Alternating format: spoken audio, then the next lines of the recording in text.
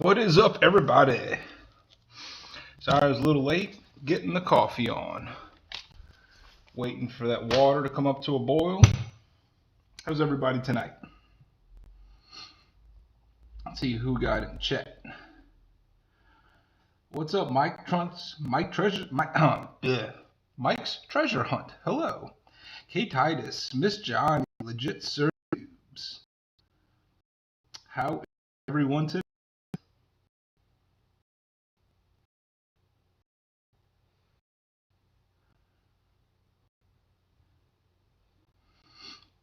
I'm calling it now, over 20 wheats and 4 cups of coffee.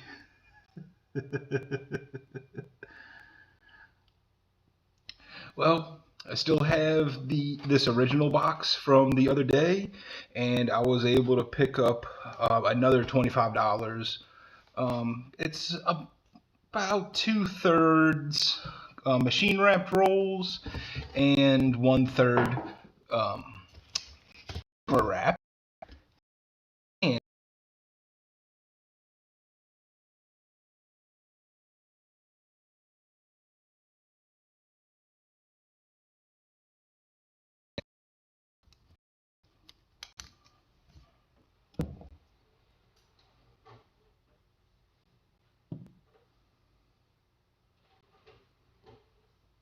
And all right, I'm just waiting for the water to come on, but I'm just gonna go ahead and get cracking. Again, with the giveaways tonight, if we're lucky enough to get 50 likes, I'll be giving away a 40% silver 1965 half dollar. And at the end of the show, I'll be giving away a 2020 West Point from Weir Farm. And this one has the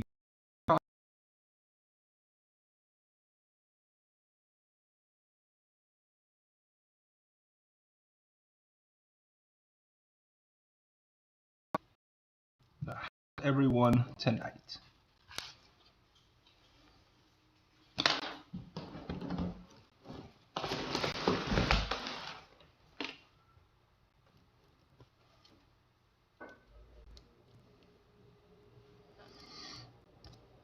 I saw a little bit of a buffer there. It looks like we got past it.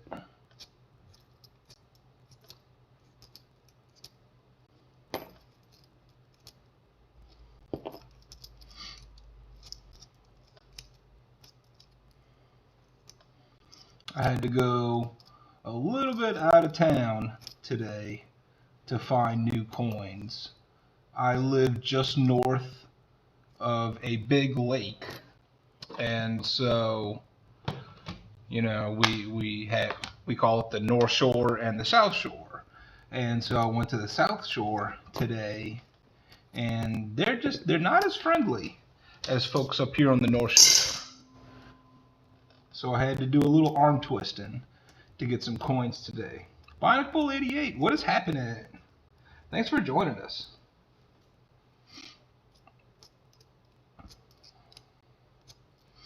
Let's see.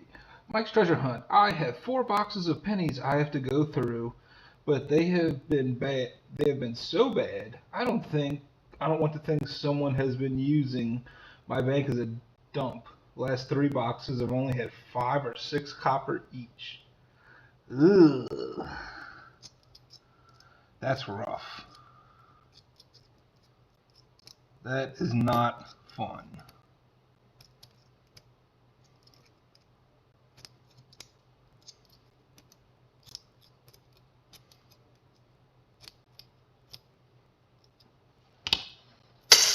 Alright, I hear the water going, so I'm going to go grab that. I'll be right back.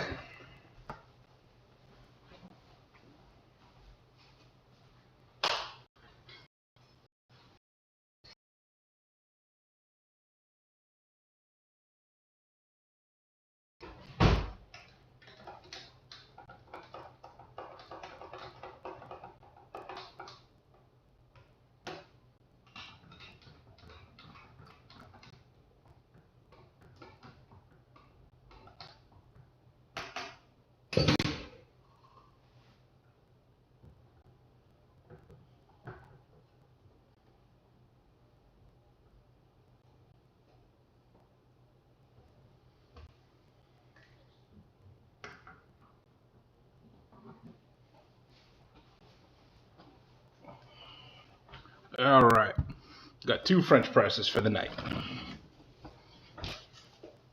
I'll just let those brew a little bit, and we'll be good to go.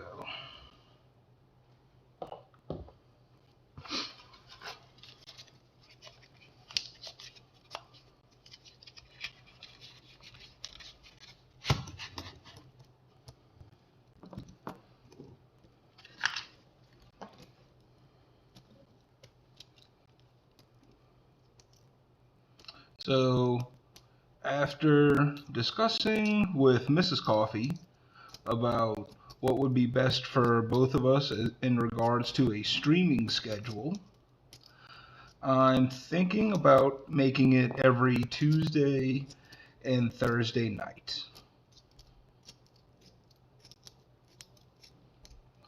And they're going to be later scheduled streams, like the past few have been.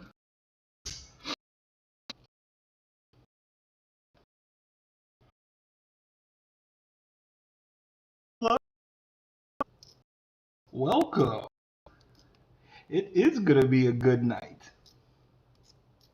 Something tells me that next Tuesday is going to be a really good night as well. I don't know. I don't know why I'm having that feeling. I just think it is. Yep, Mrs. Coffee.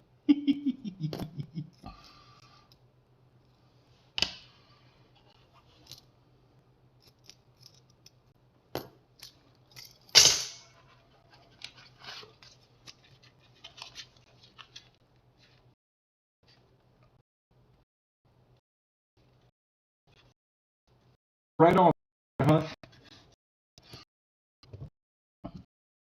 You are very, sir. I have the holographic sticker, and I think I already received like the matte one, and I'm not a sticker hog, and I know there's only so many that he made, and I just want to make sure that other people can have a chance to get those stickers as well. So you are most welcome, sir.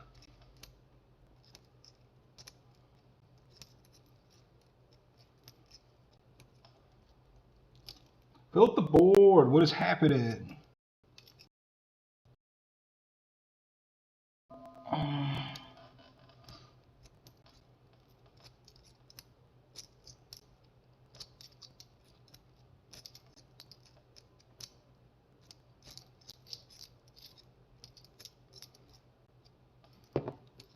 Nothing in there on roll number 4. What's up, MBM671? And Silver Coins Error Hunter. Welcome, welcome, welcome. Hope everyone's having a good Thursday so far.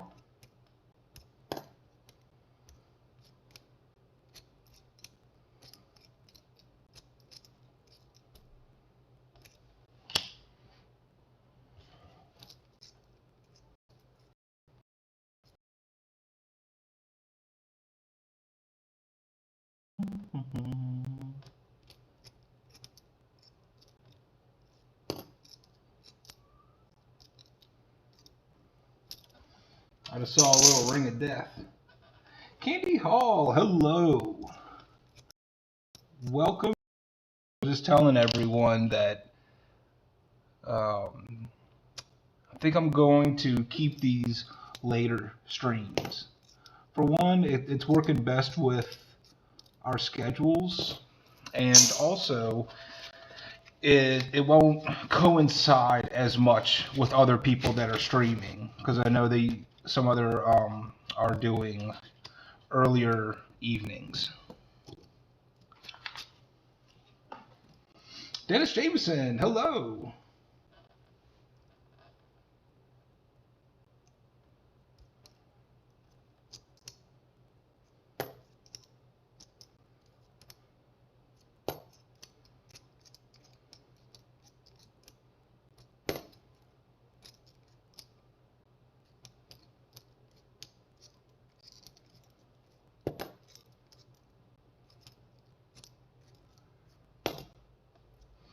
So far, nothing but copper.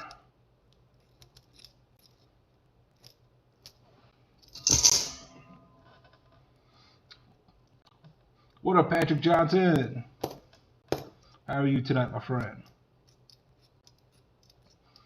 Thank you all for joining me on this glorious Thursday evening.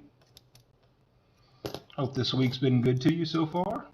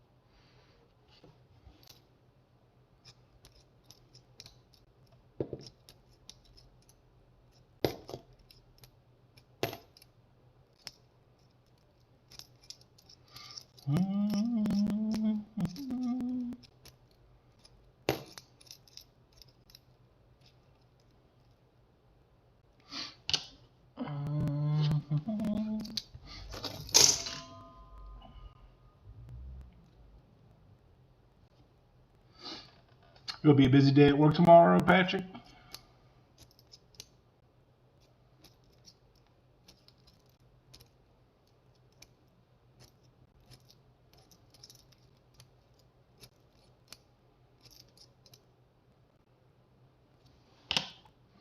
I'll be back at work tomorrow myself. Mrs. and I had a nice day off today. She's an early bird and I'm a night owl, so she's asleep right now. And I will be hunting coins through the evening.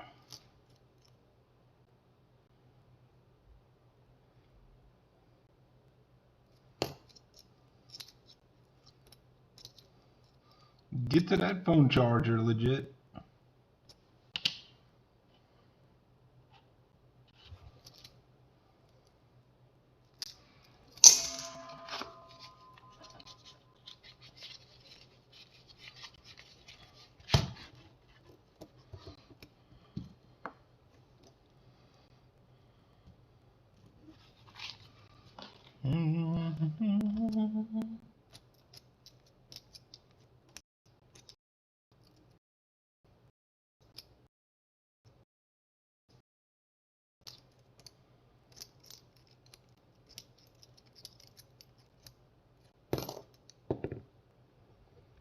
Butterfingers over here.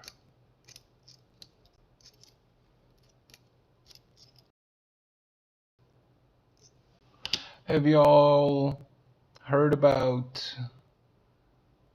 the new manganese composition supposedly for pennies coming up in 2022?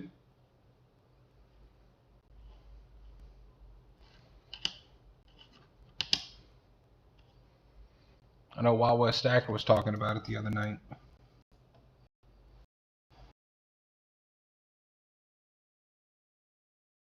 And so I'm pulling out all of the 95% copper pennies, which are going to be 1981 and earlier.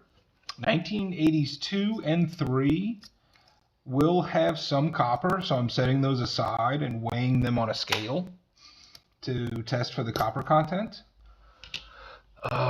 Also, I'm looking for just proofs and errors and foreigns, and the wee pennies 1909 to 1958 are one of the main things that I'm looking for.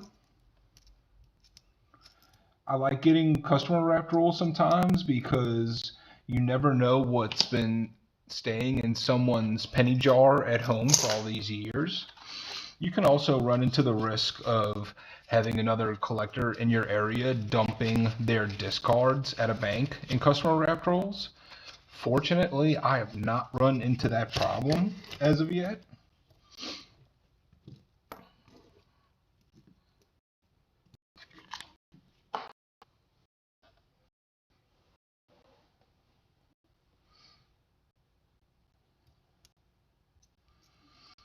Yeah, they're trying to find New substitutions for zinc.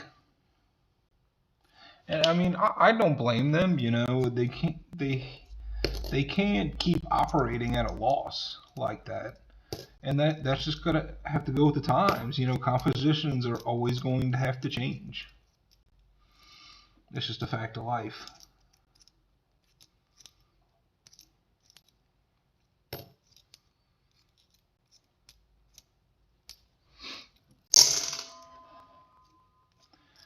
And frankly, I'm not a big fan of zinc because one,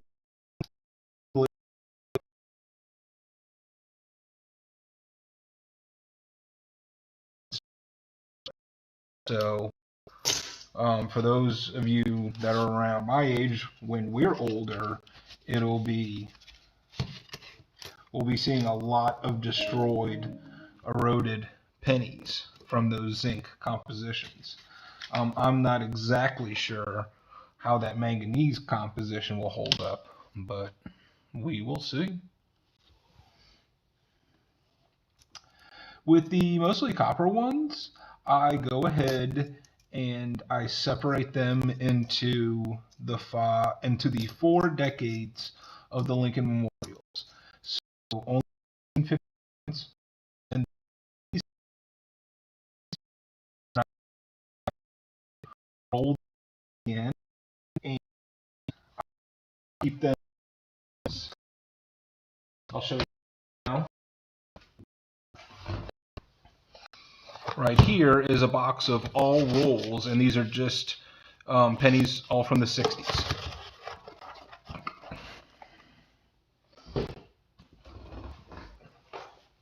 And then here are just pennies from the 70s. And when I get a full box, I go ahead and hunt those again for any like little small minor errors. And in the past, that's when I've had the I love the 60s or I love the 70s penny hunts. That's what those hunts consist of.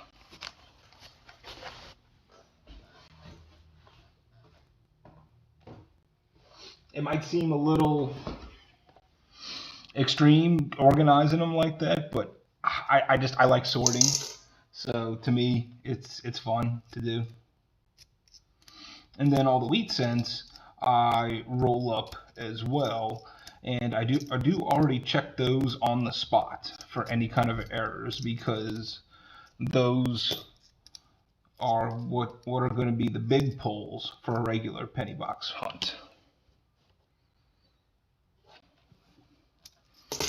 And so I have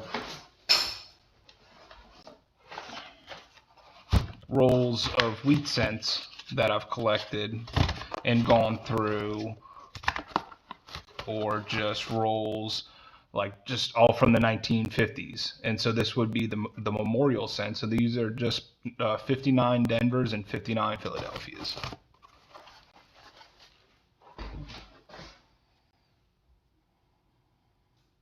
Die cracks, for example. Correct.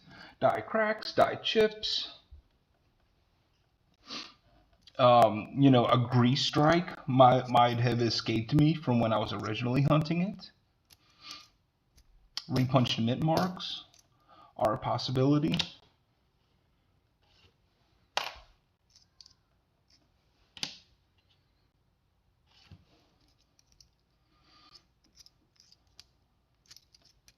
And that way, a whole box does not take all of my time to hunt because I'm trying to exhaust every single possibility of looking through a coin. I can set all my copper aside and devote my time and energy to the better finds and then look for those lessers at a later time. There is lots to look for, indeed.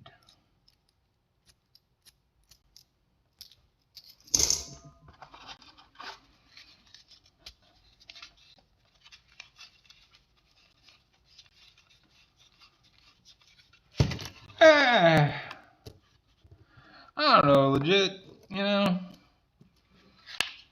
we can say that we're getting old, and the old people will say, "Oh, we're not old," and well, everyone's old to somebody. Sometimes I feel old physically, but mentally I don't. Which I think is what kind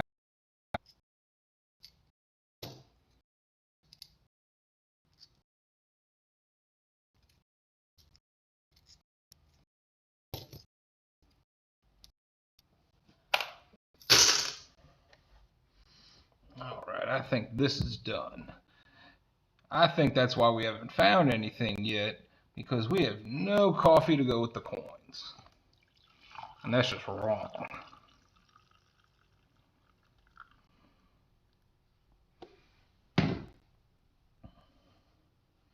There we go. Cheers, everyone.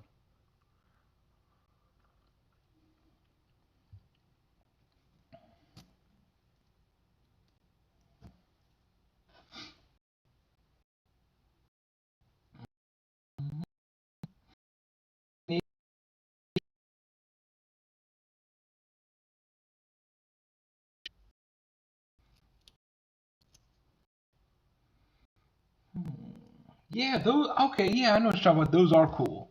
I like seeing the large 1 cents.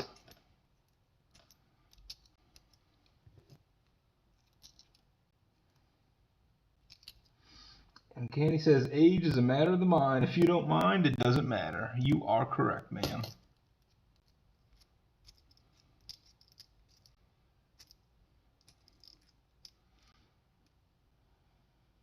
Sing the Weedy song legit. Let's get some good mojo going.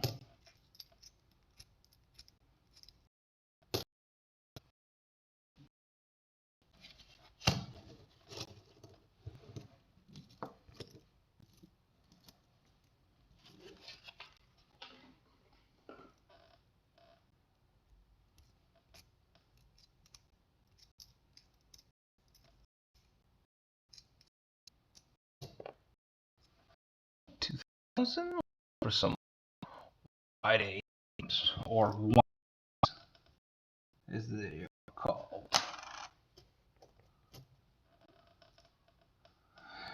Dennis, did you find those American pennies through Canadians, or was it something that you kind of put together yourself?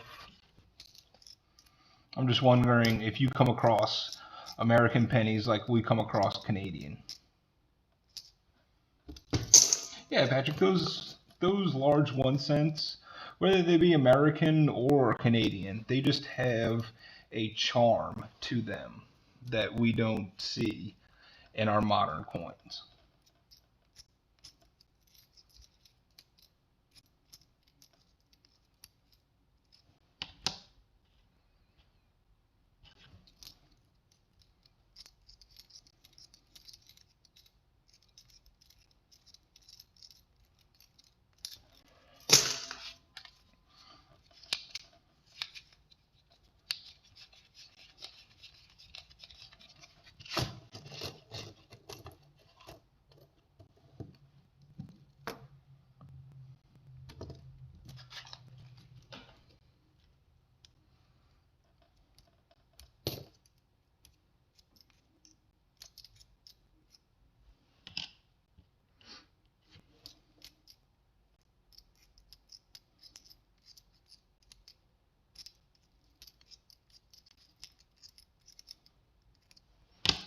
In 1983, no doubling.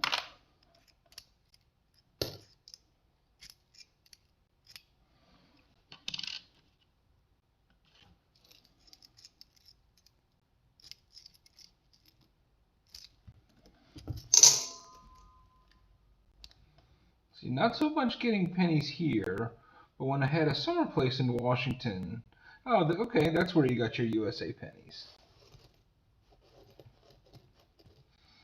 And Candy says, I love coins from England, especially the older ones, and Roman coins. Yeah, Candy, I know you like the Roman coins. Those are so cool. It's cool to see that many that are still around. I wouldn't say they're in circulation, but just to be around.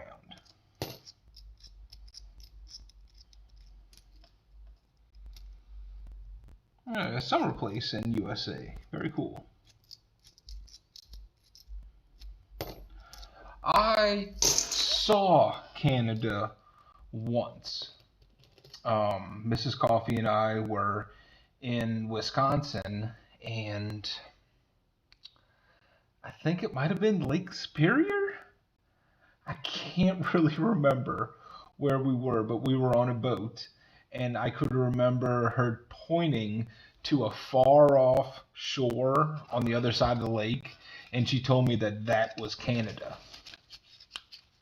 So I was like, cool, this because that's the farthest north that I have ever been.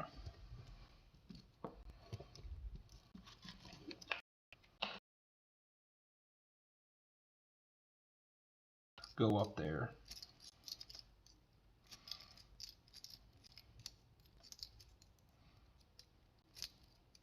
I'm not a city person. Um, I would rather go someplace to enjoy its natural beauty, and it does seem that Canada has lots of it.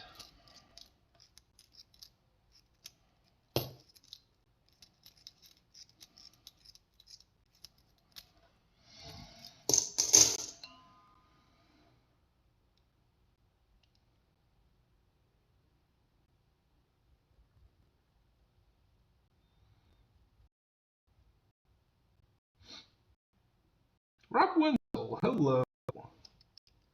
How are you today?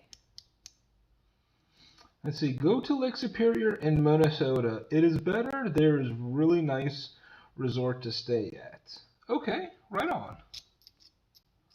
Yeah, she is. Oh, I found a Canadian penny. 1982. That's a good year. Yeah, Mrs. Coffee is originally from up in that direction.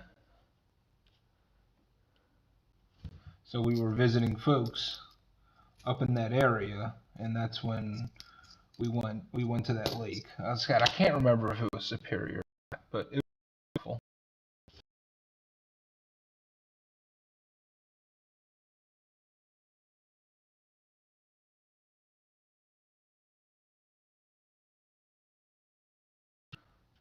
Got nicer in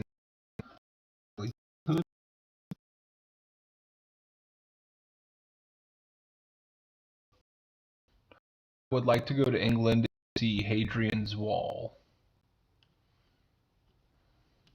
There's a lot of things I would like to see in England. I would love to visit all the old castles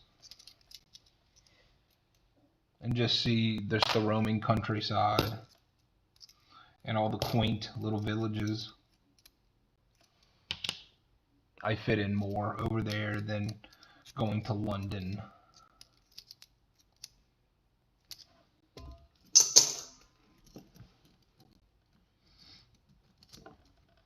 Yeah, we need some ways. We got in 92.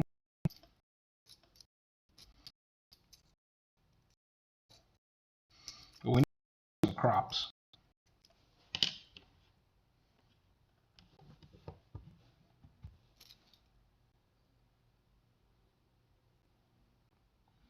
And it says my connection is buffering a lot, but can still hear most of what you're saying. Cool, Dennis. I'm right now going at 720, and I find that it's buffering a lot less now, and it's not as pixelated.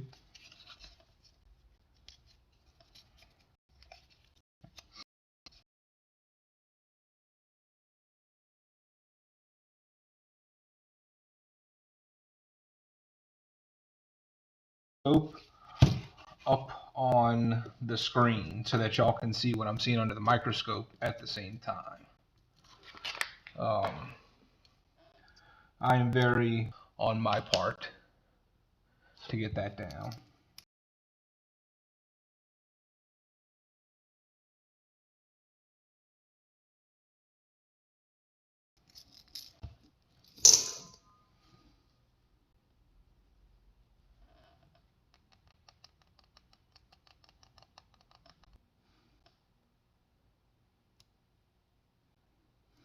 Said it buffers a decent amount of times, but we are here for the comedy of Coins and Coffee and the Wheaties.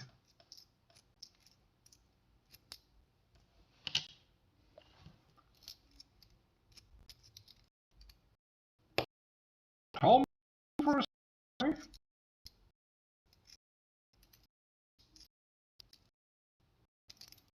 Make a nice.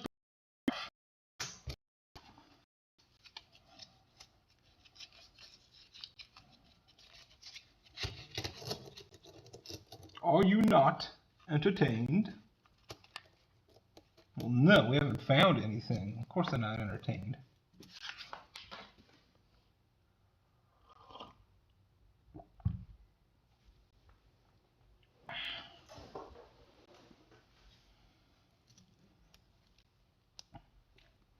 Well, Patrick, Rob just wants you to get interested in rocks too.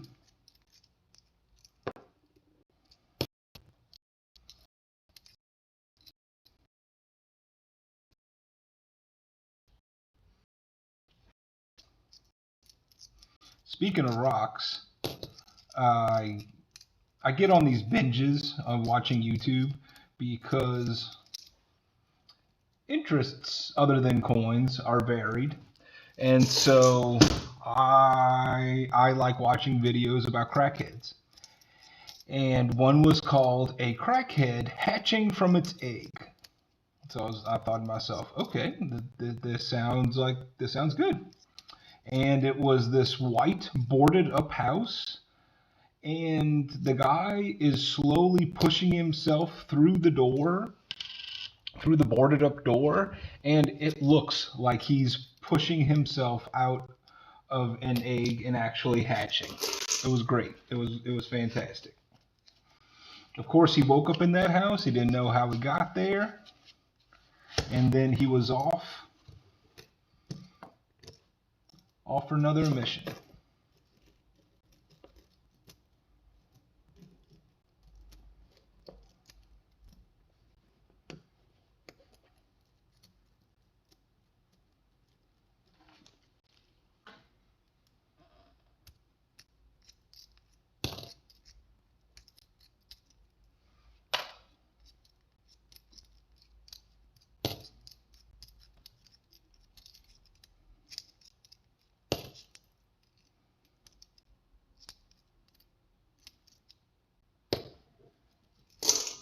Greg Lee, what is happening?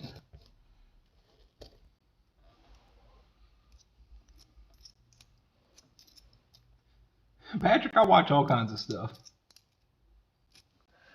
My wife was telling me that today. She's like, you will watch anything. I said, oh, that is not true. There's tons of garbage out there that I won't watch.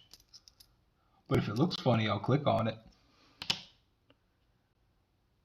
And so I'll get into my little binges where either I'm watching crackheads, doing just crackhead things, or people messing with phone scammers. To me, that is hilarious.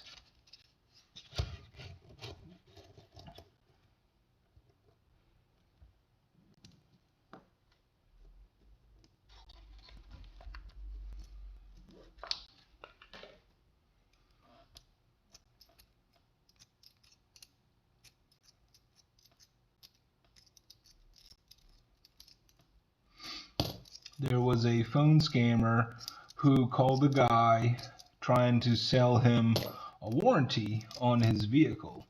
So the guy puts the scammer on speakerphone because he said, well, we need to kind of have this to be a conference call because, see, me and my two friends, we all own the title on this car. So we all need to be in agreement on it. And one guy will say yes to everything that the scammer asks. One will say no, and the third will say, I don't know. And they are just putting this scammer through the ringer. He's like, guys, we're at a standstill. We can't do anything. One of you always says yes, the other says no, and the other says, I don't know. What is the problem? And their answer was, yes, no, I don't know.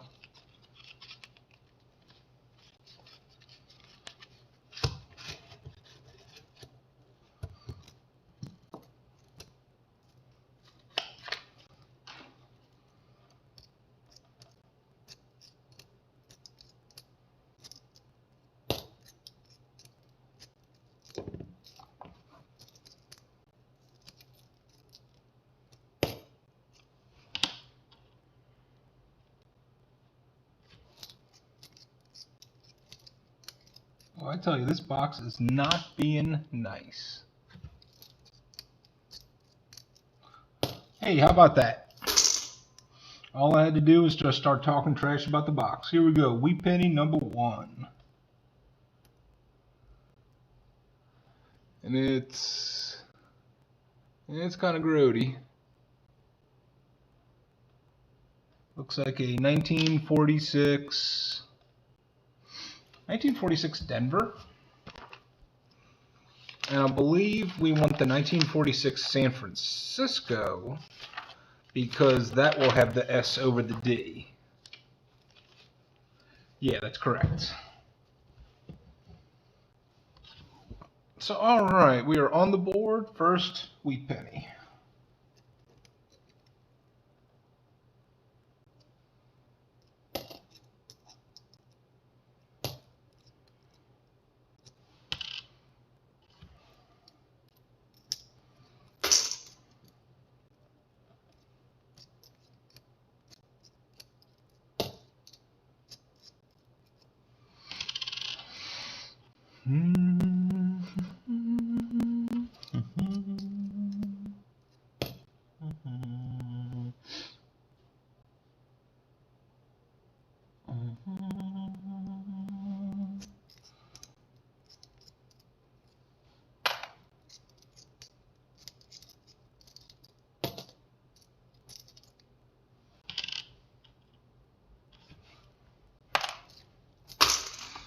On to number 20.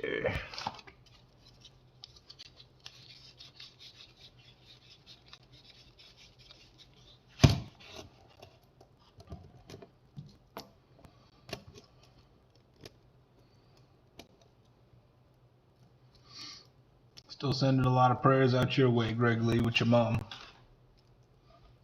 I hope she's not there for too much longer, man.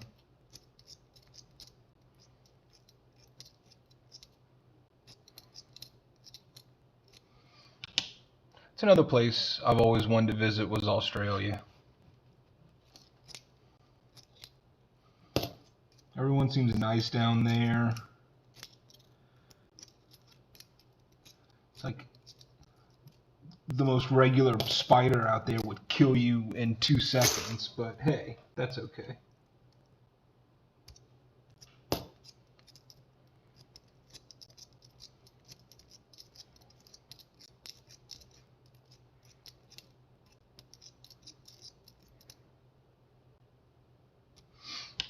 Is that a 69D? Not an S.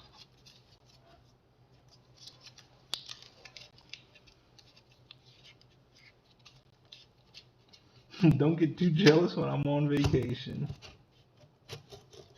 Yeah, the redback spiders. Oof. We have brown recluse spiders down here.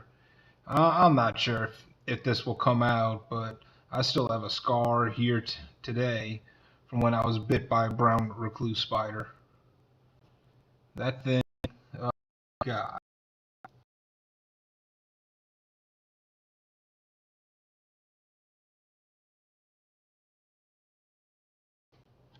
I had to get it cut open and drained. Not fun. And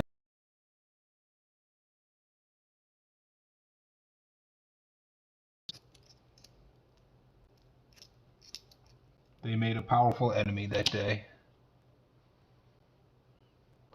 Another nice 2009 presidency.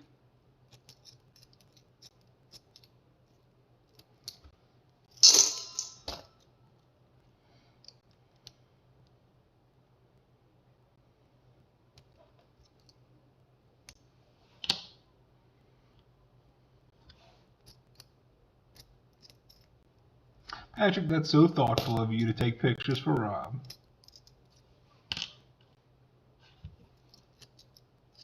And I'm sure you're doing it just to be a nice guy, too.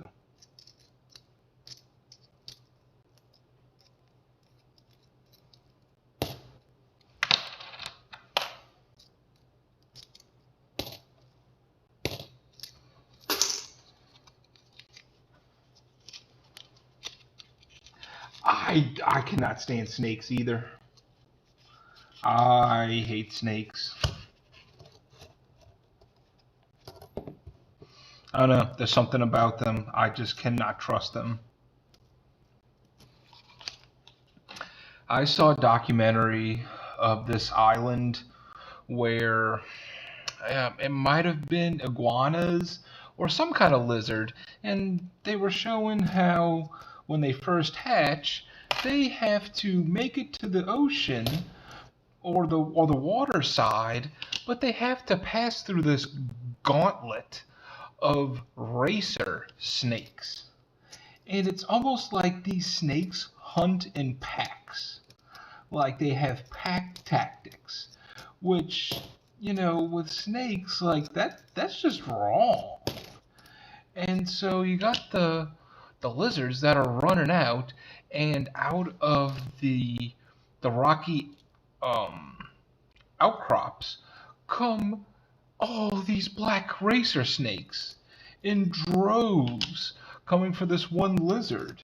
And it's very harrowing.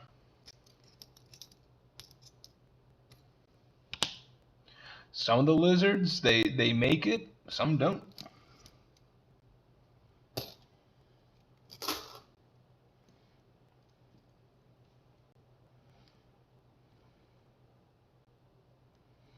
White-tail spiders and redback spiders, yeah. Oof. 49's Fine Silver, what is happening? Thanks for joining us. Just doing a penny box hunt. Hanging out with some good friends in the chat. And we're doing some giveaways as well.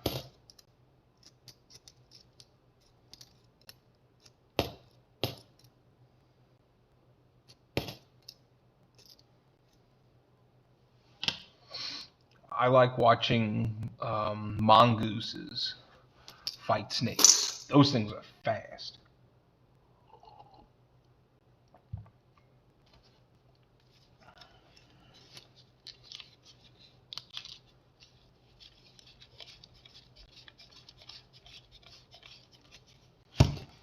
I haven't been to Yellowstone Park. I've been to Jellystone Park with Yogi Bear and Boo Boo and Ranger Smith.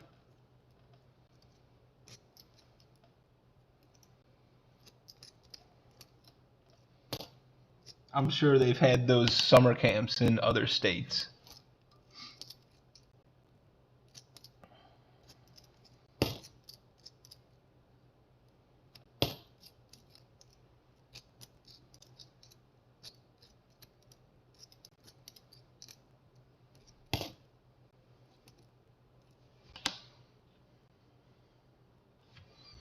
Another 2009, formative years when he was a lawyer.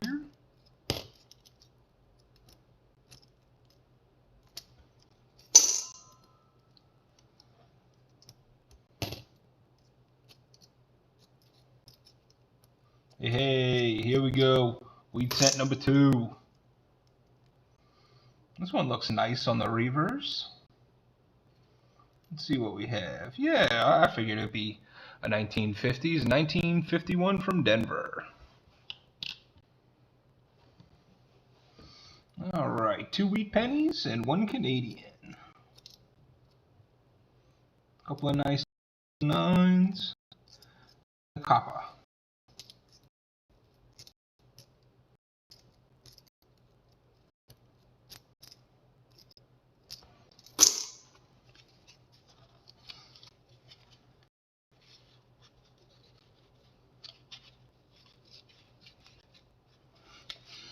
I guess one day I thought it was a good idea to grab a random snake I saw and it bit me.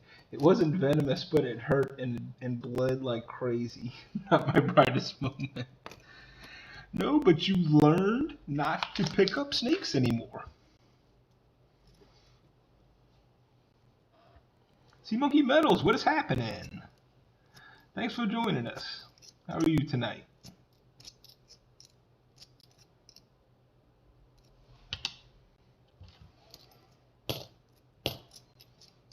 Thank you everyone for joining me on this lovely Thursday evening.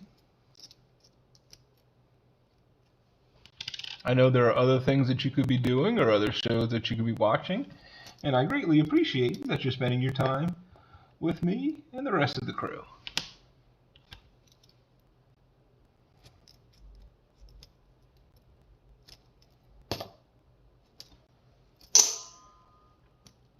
That's what's up, legit. I stepped on a garter snake and ran like heck. Those garter snakes can get big.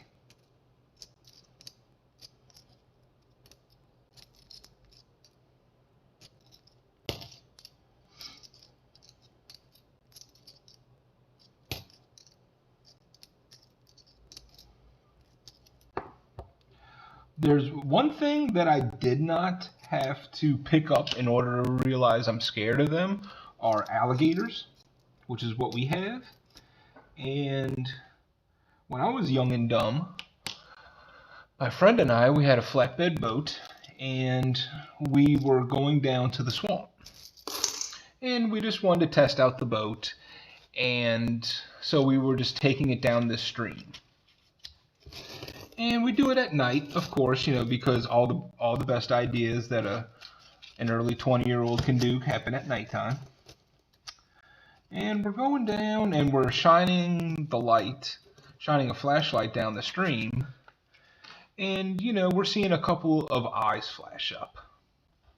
Now, if you're seeing red eyes, then you're going to see frogs. And if you see yellow eyes, you're going to see alligators. And so we're seeing, mostly red eyes. And down the way, we can see a yellow eye or two. And, so it's nothing that we're super concerned about. And we just kind of forget. Well, as we reach the end of the stream, it kind of comes to a dead end. And so we shine the flashlight to see how much room we have to turn around in the boat.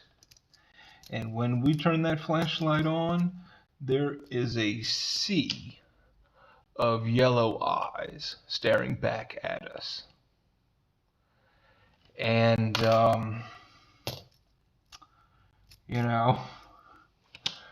we're pretty scared. Not gonna lie.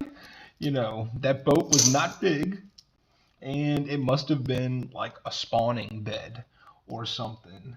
And so we turned it around as calmly and quietly as possible, right where we were, trying not to go any further, and then just hightailed it back and tried to row as fast as possible just to get away from that.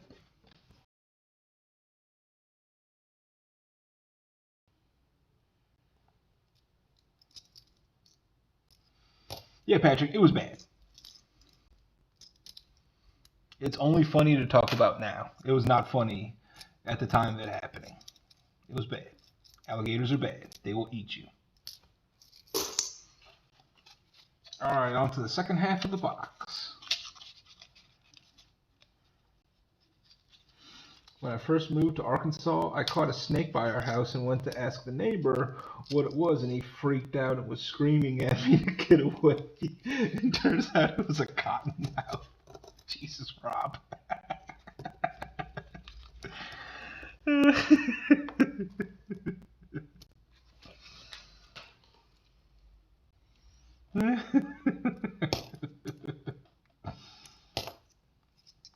Look at that thing that kill you.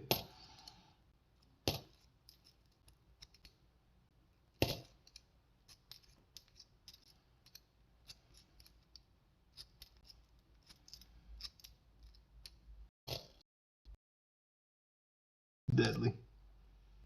For sure. And that's another thing we get in the swamp too, where there's a lot of poisonous snakes, a lot of water moccasins.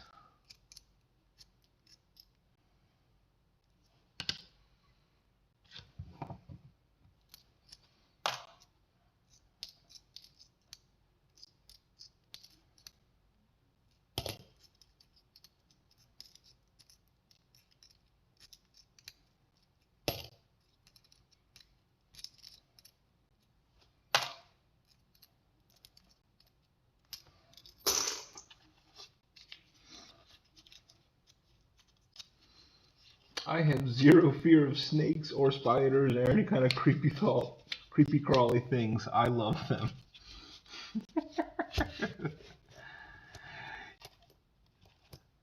I'm not saying it's wrong to be fearless, but I definitely believe in healthy fears.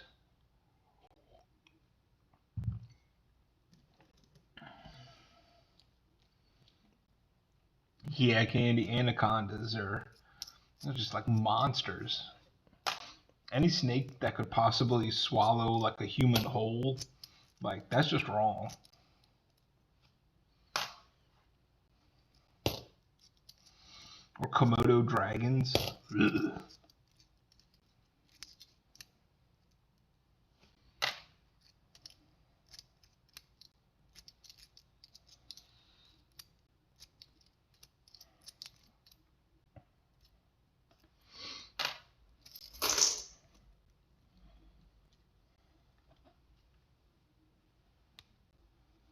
Yeah, Rob.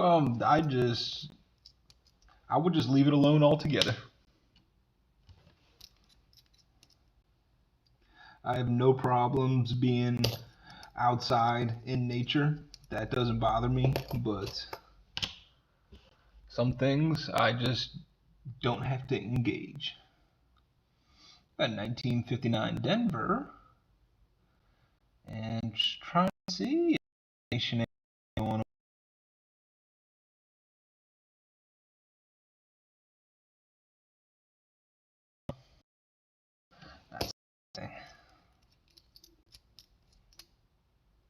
That's another 2009 formative years. That's cool.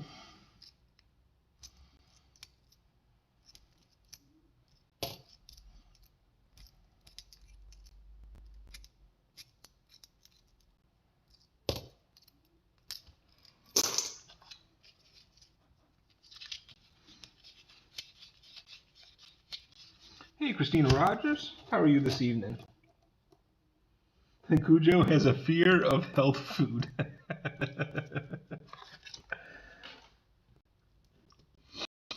I don't mind eating things that are healthy if good, but food is specifically meant to be healthy just to me always falls short.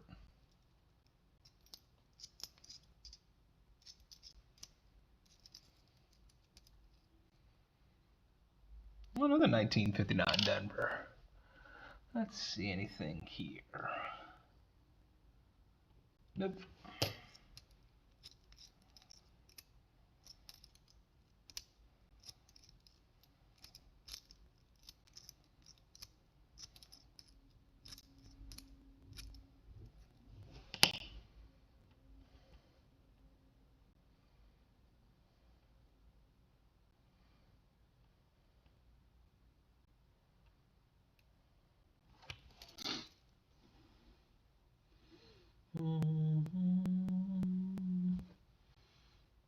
Let's see.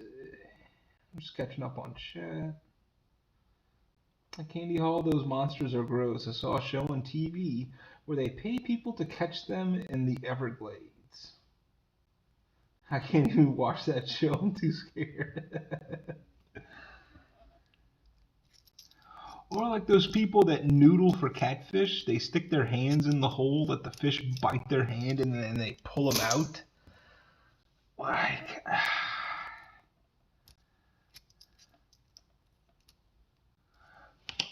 I'm not gonna admit it's pretty badass watching somebody do that. I get it. I wouldn't do it.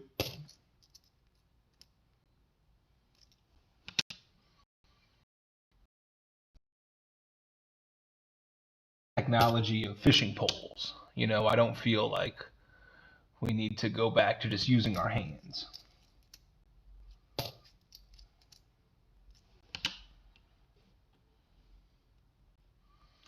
Yeah, Rob. From what you've been talking about, you would strike me as a noodler.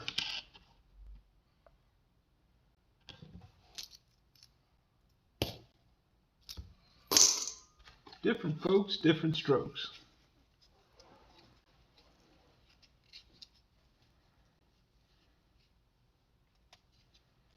I never knew what that was called except dumb.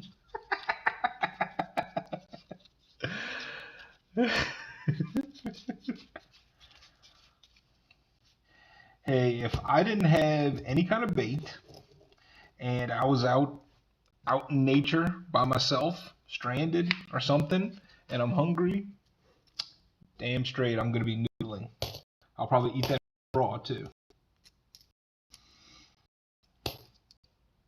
If I have access to a fishing pole and bait, I think that's what I'm gonna use.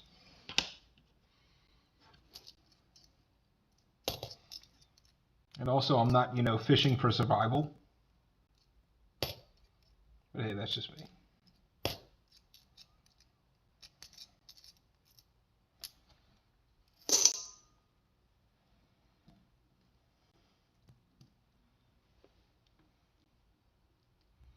Rob is from a different breed. I do a lot of dumb stuff, just ask my wife. Hey, here we go. Here's another wheat penny. Let's see. Oh, 1955 from Philly. And no doubling. It would be very apparent. Yeah, boom is right. So that makes wheat cent number 3.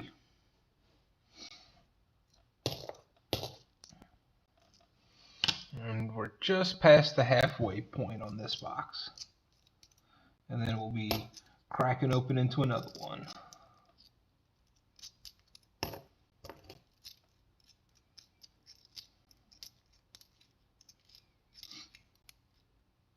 I think next Tuesday we can go ahead and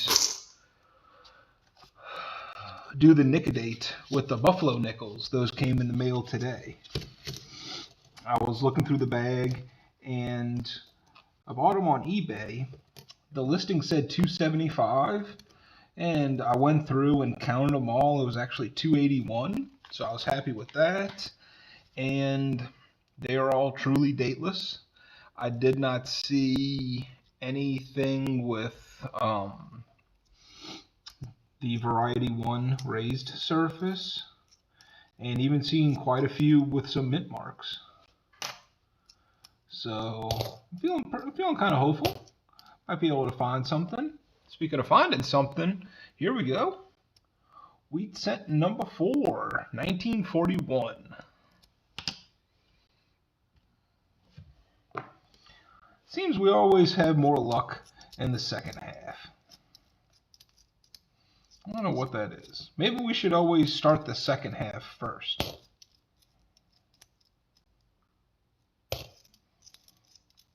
That's a joke my dad always told me whenever we were doing a project together, and as soon as we were working on the last part of that project, he said, you know what?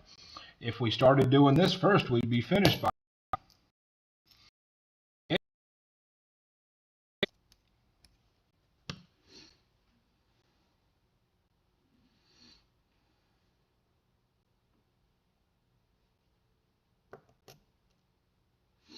Let's see, let me catch up on chat.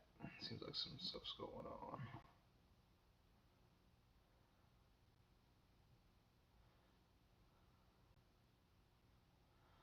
Careful noodling, you never know if that catfish is a snapping turtle or gator. Yeah, man, snapping turtles aren't no joke. A couple years ago, I went to a mailbox and a few feet away was a 6-foot rattlesnake. Jesus Christ.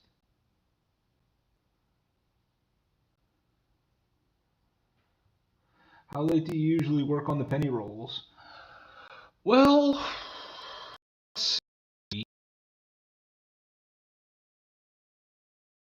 2, and that's Central Time. And I'm thinking, we might be looking at might be on the same pace. We're just over the hour mark right now.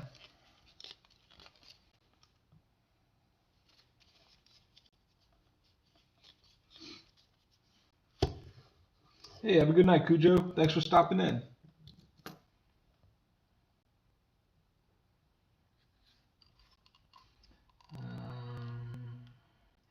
Did you ever get a 1916D Buffalo nickel?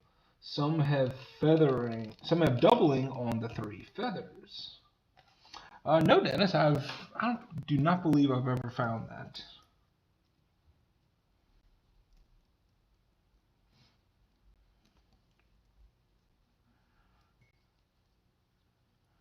I will be having a list of all the things that I'll be looking for with those Buffalo nickels, as well as have my album out so we can see if we can fill any slots.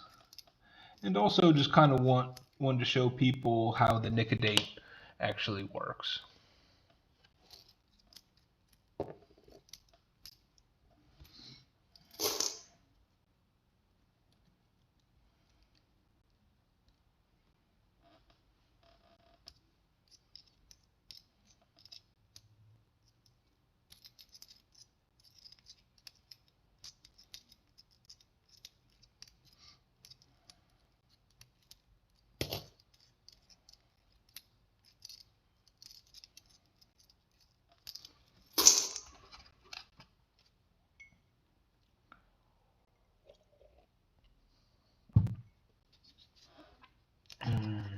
I once held a python around my neck at the zoo in Australia.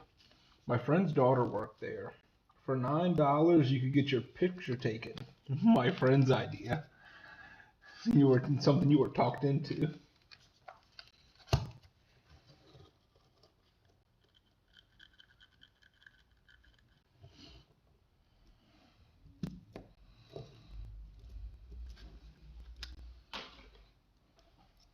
At least with pythons, you don't really have to worry about them biting you with fangs and venom. You just get slowly crushed.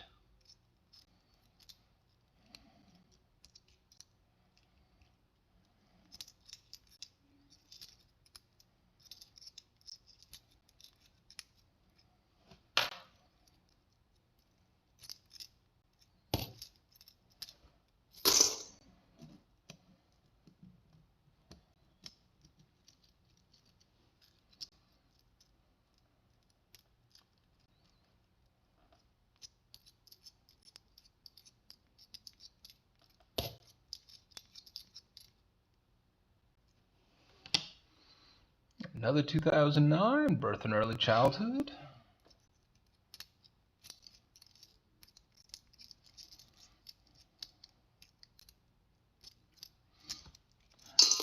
I like the 2009 coins. I don't know what it is.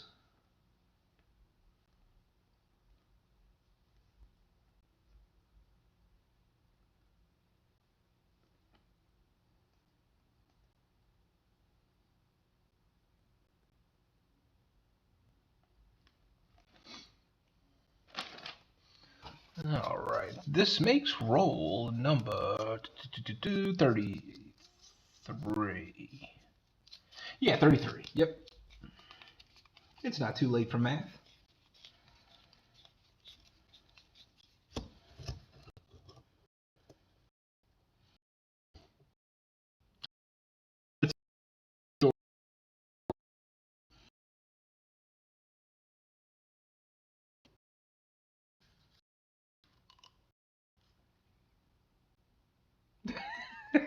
That's funny. Yikes, the skin on the snake was cool and smooth and it was heavy and it wet my pants.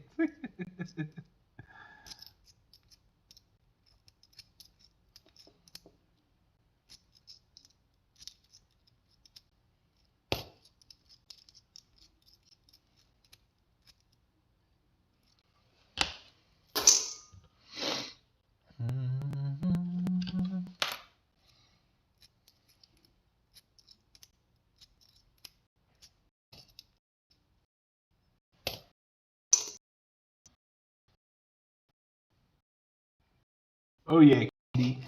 Patrick and Rob should have their own like talk show.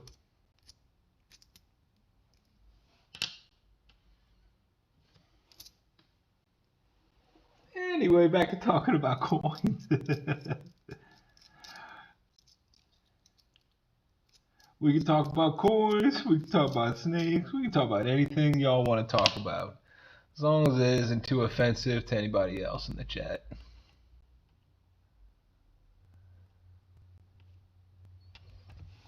It's all good.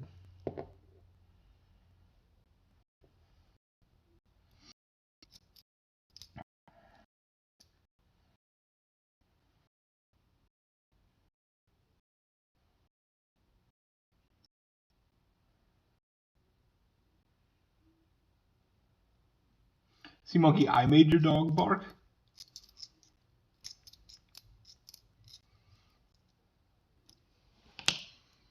Maybe I'm talking at that tone or pitch that dogs find offensive.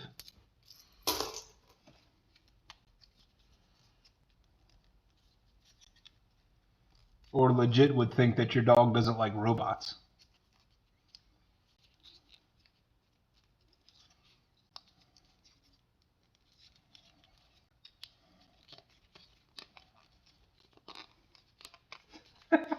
That's funny.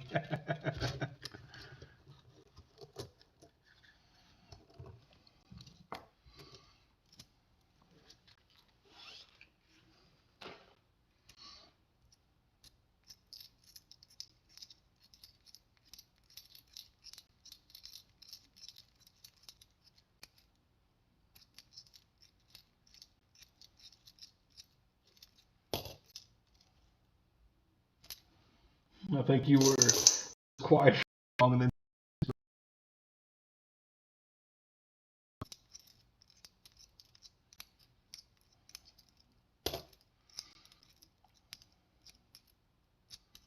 I've had 3 dogs in my lifetime. We had a Cocker Spaniel when I was a little kid growing up. And when I was a teenager, we had an Akita, which was a beautiful dog, but Christ was that dog vicious. White underneath, and then almost like eyelash black on the tips of her ears, and like that dark brown on the face. And so when she was a puppy, she almost looked like a little bear, and so we called her Sugar Bear, and that was her name. And it turns out Akitas can be very territorial, and in Japan they were once used as guard dogs. And so they can be loyal, but they can also be extremely temperamental and territorial, and that came out in her. And I would go out into the yard and I would find dead birds and dead cats in the backyard. Like if you stepped foot on in her zone, like she would just go in for the kill.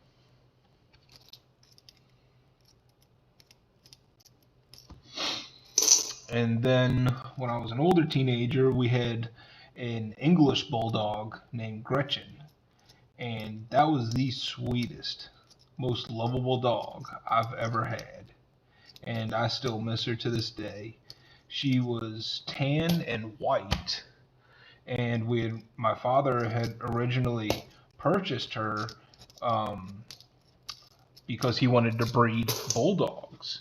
And she was actually related to Uga, the white bulldog from Georgetown University. She was Uga's granddaughter. And it turns out she just had too many health problems, like a lot of bulldogs do, and decided not to breed her. But that dog was just awesome.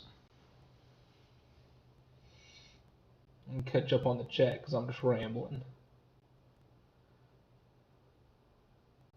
The coin shows have great mods to watch over the crew and keep the streams fun and clean. Yep. Likes talk show idea. They ran for the front door barking like someone was here. That's funny.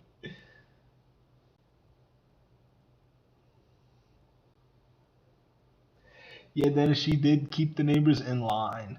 Another thing, that Akita would escape all the time too.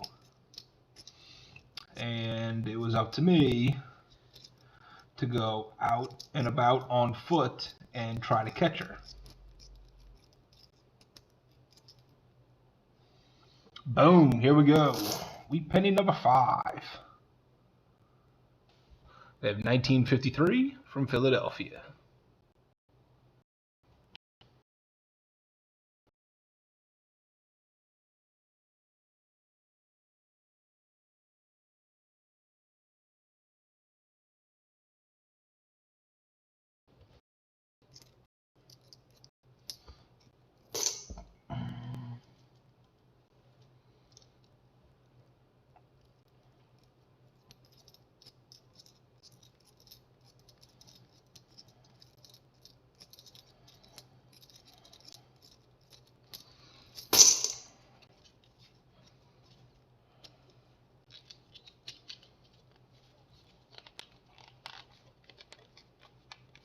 They are Shih Tzus crossed with Chihuahuas.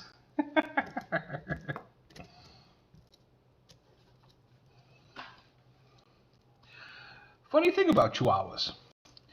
Does anyone know why bulls have a ring put on their nose?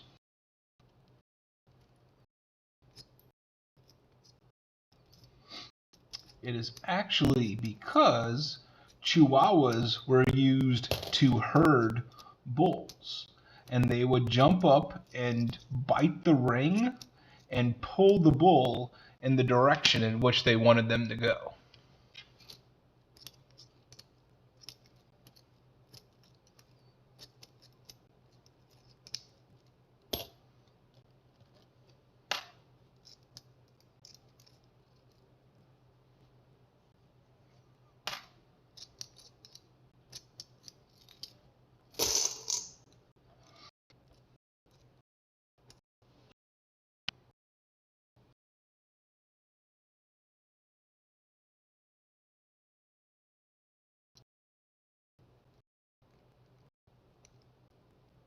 Yep, see monkey, crazy but true.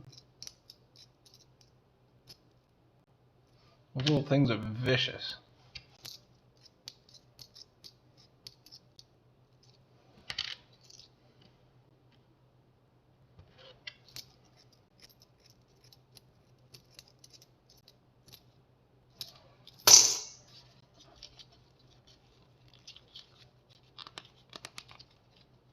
Yeah, that is full of useless knowledge.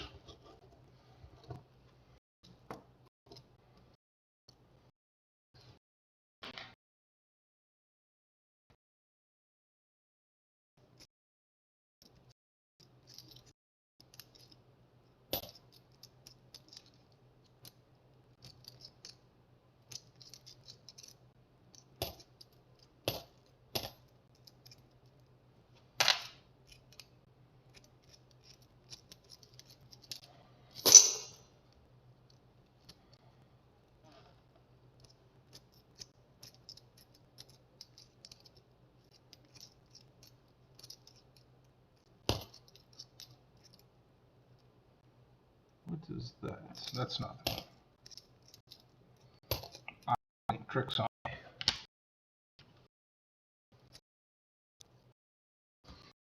Right. Roll 9.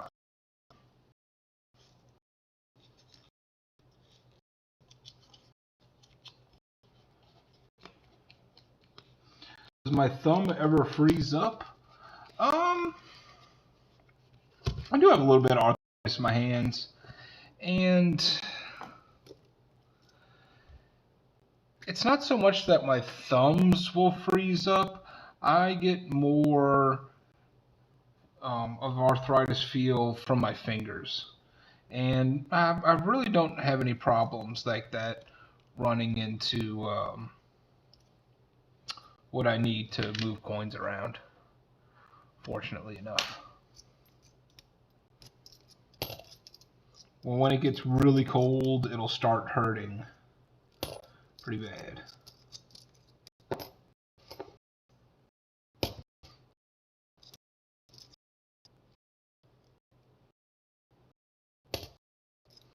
Or this one,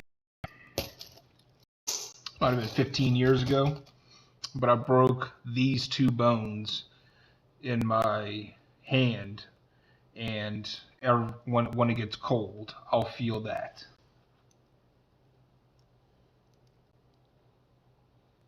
I will send you a raccoon coin as a memorial. Yeah, that might do it. That might make up for it.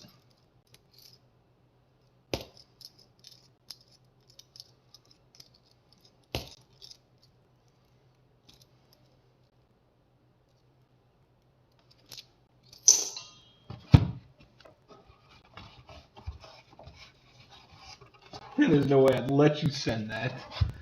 But all is forgiven.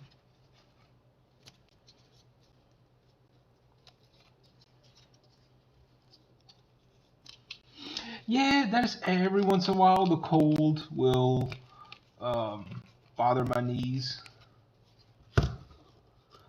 I had another injury when I was a kid that left my left knee pretty damaged, and so that flares up a lot when it's cold.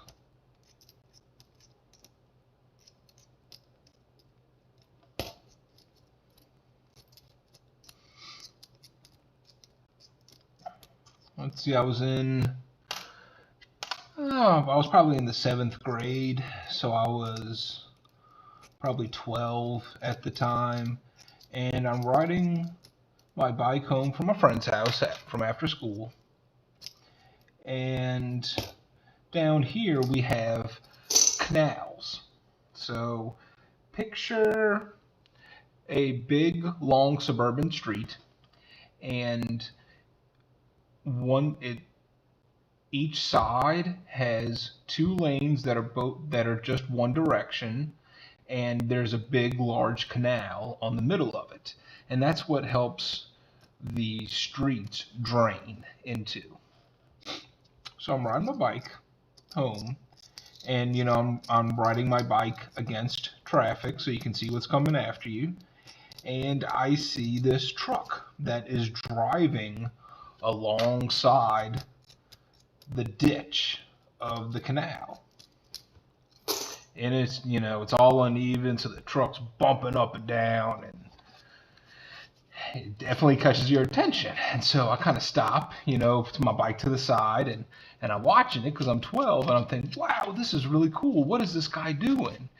And he turns his truck to get it out of the canal, up onto the street, and almost does like a right turn, like a 90-degree turn into the street to get back on, and then does another 90-degree left turn to straighten out.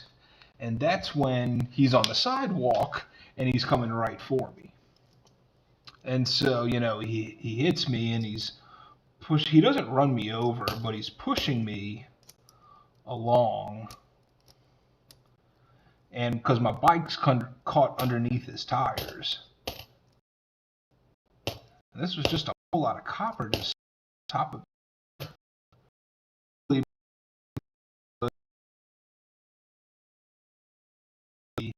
But I was getting pushed up against the cement. So that's where most of the injuries were coming from, but it hit right on my knee. And so that's where a lot of the nerve damage is from. Whoa, this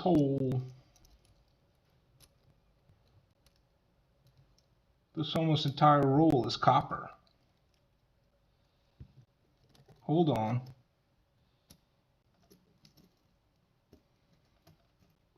This is a clue.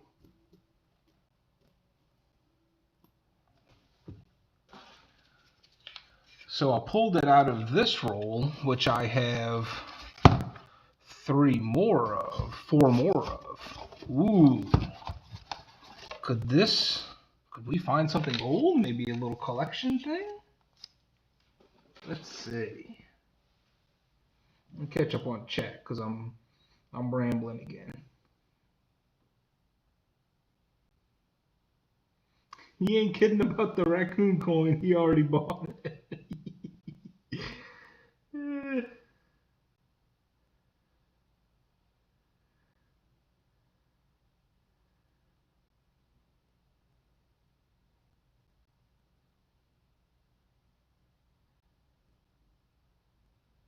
And Multi Haystack has joined the group. All right, welcome, Multi Haystack. How are you this evening? All right, let's get back. So we found a really nice one from 1968. And like I said, this whole roll is copper. Another 1968. So I'm wondering if we have the makings of some kind of mini collection dump.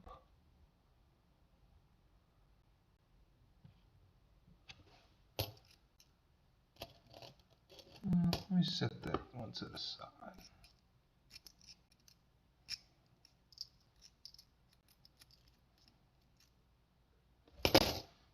Yeah, this entire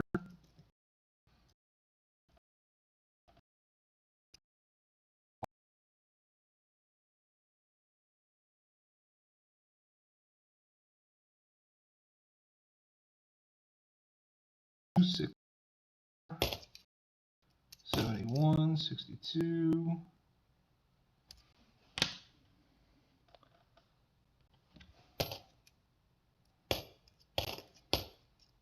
Sweet.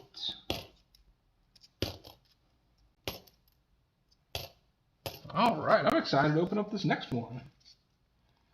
Multi Haystack. So far with this box, we've hit 5 wheat pennies and 1 Canadian. And I did just open up a roll that was completely filled with copper, and these are customer wrapped rolls. And I'll tell you what, the second one is all copper too. I can see it right now. Now, they all just look to be Lincoln Memorials, but hey, this is all right.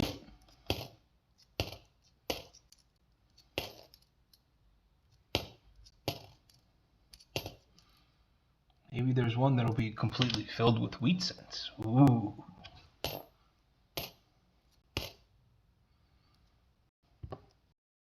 A nice 1969. Nice.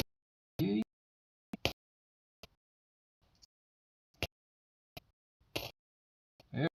Stack. Nice. Nice 1969.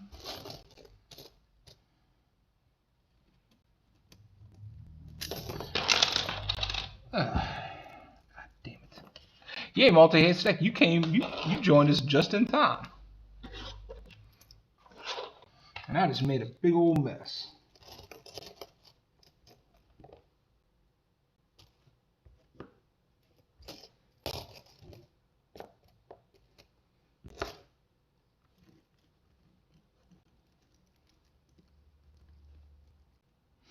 Let's see, I sent a mint roll of 1974 Canadian pennies to Tupac Corn Roll Hunter. That's very cool.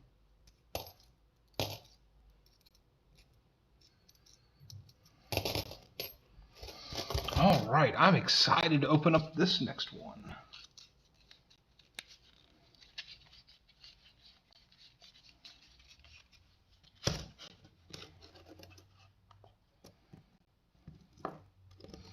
Yep, we're in Browntown.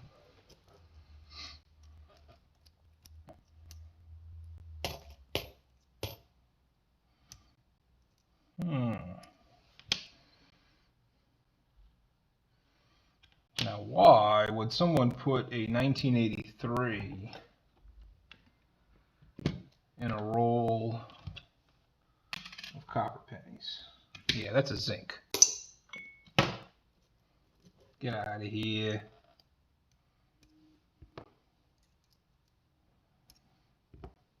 There's some really nice ones from the 60s.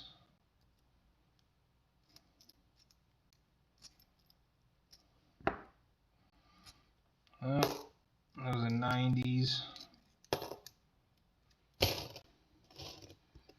It's a really nice 1969.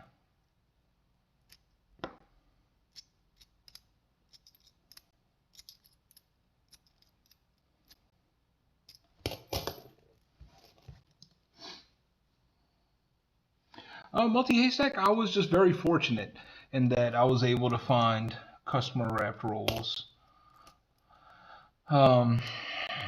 I searched my banks within a 50-mile radius, and so you have to kind of put in a little bit of legwork and travel around and make sure that you just got nice relationships with the bank tellers and be lucky enough for them to have it when you're asking for them.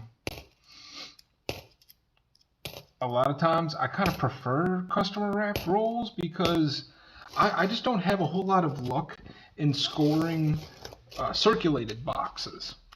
I have to sift through a lot of uncirculated to find anything really good to hunt. So I went to a bank yesterday. I'm sorry, not yesterday. This would have been the Tuesday. And I asked the lady, hey, I was just looking to see if anyone has brought in any coins lately. She said, oh yeah, a little old lady brought in a big old shoebox full of pennies. I can't even fit them in the safe. And I asked, I said, I will take them all off your hands, please. And so it was about $90 in customer wrapped rolls.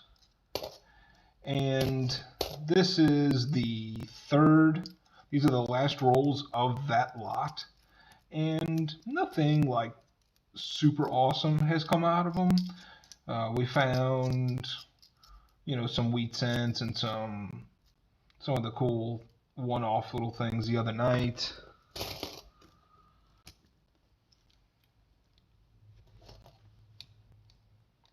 Coffee's getting cold. Yeah, it's all good.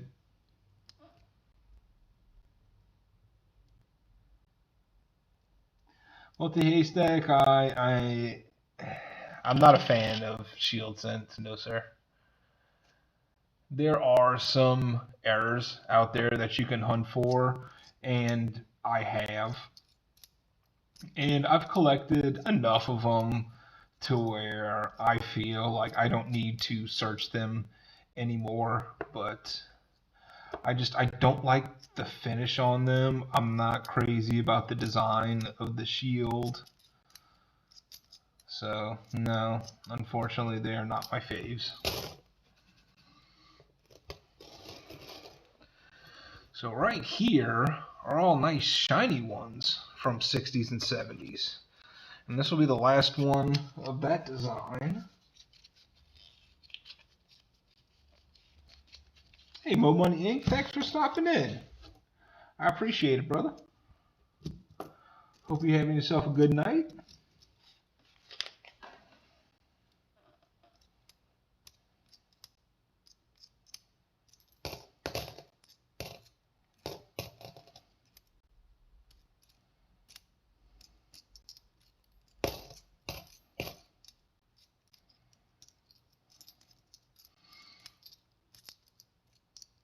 Yeah, that's nice. So, that was 5 rolls. So with that, we just added 250 copper pennies to the hunt. So this thing, so our copper population has definitely exploded.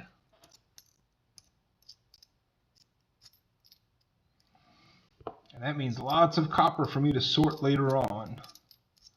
Makes me a lucky boy.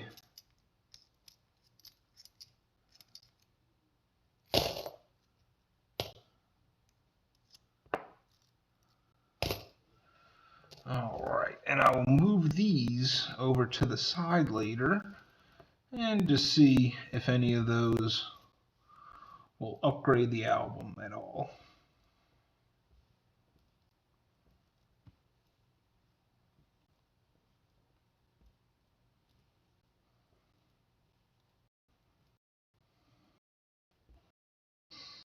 Right.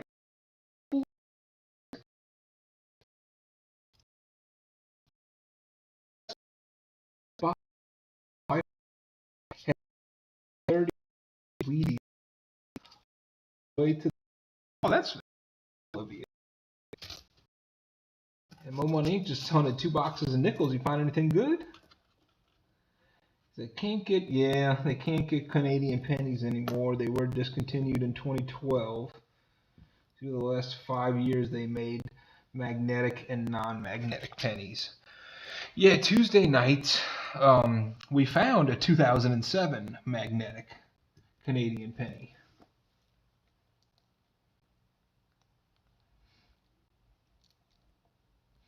Had customer rolls of pennies the other day. Oh, a customer roll of the other day. So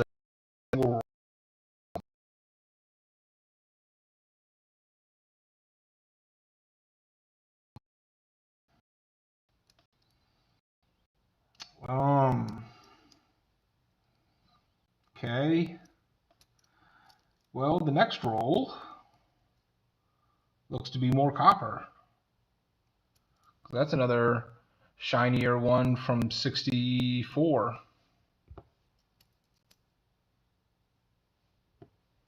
Yeah, this is most definitely a collection dump, because these are all 1964 Denvers. Looks like maybe somebody had bought a roll of it. Oh, look at, I don't know if you can see that, but that is some pretty cool toning on it.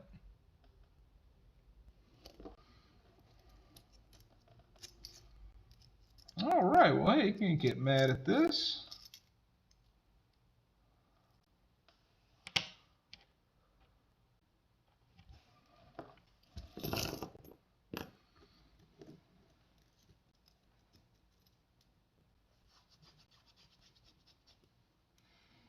Oh, 64 is your birthday year? Right on.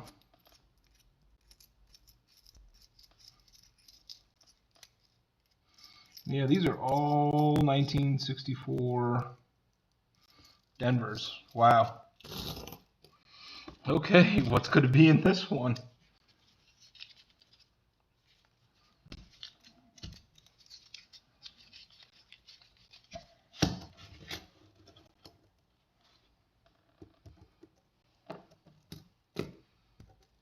Yep. More copper.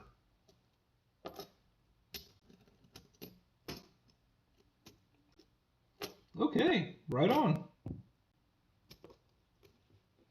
We are definitely mining copper tonight.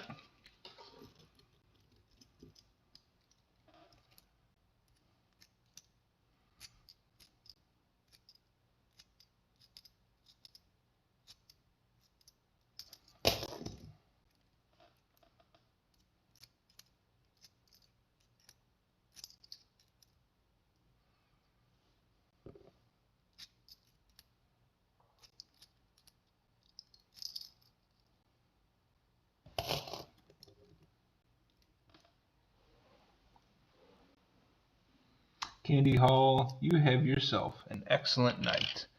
Get good sleep. I hope you have a great Friday, good weekend. I'm sure I will be seeing you soon again. Thanks for joining us.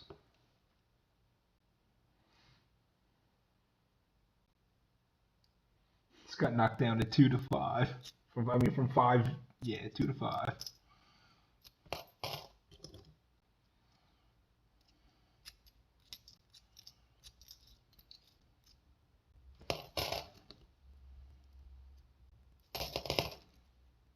Yeah, copper, copper, copper, and nothing. No kind of years of real note. Looks like someone just wanted to cash in their older pennies.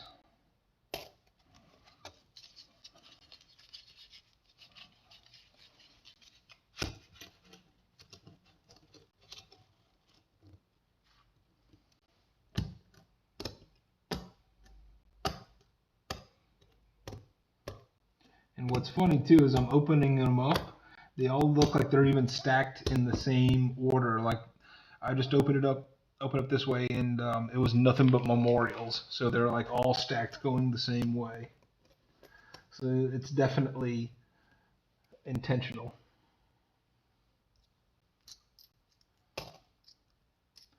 Yeah, Dennis, those hobo coins can have quite a premium on them. And in the bag of dateless buffalo nickels that are received in the mail today, it looks like someone's tried to start a hobo design on the eye, but then stopped.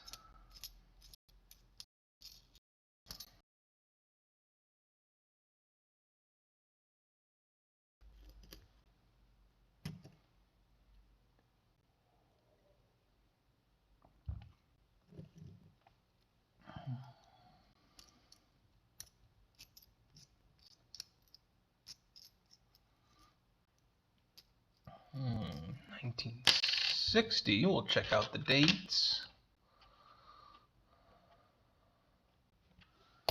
Or 1960 Denver, you could have the big date over the small date.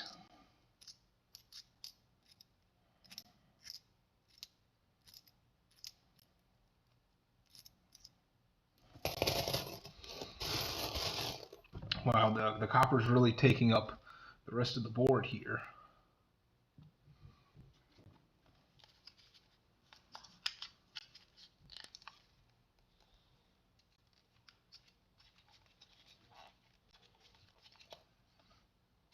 Yeah, I've definitely seen some premiums go for those hobo coins. Of course, it's whatever. It's not so much what anyone's willing to sell them for; it's what anyone's willing to buy them for.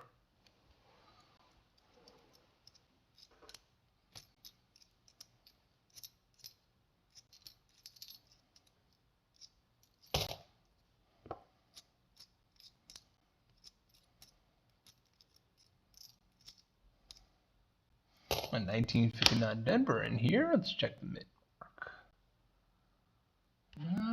Nothing there.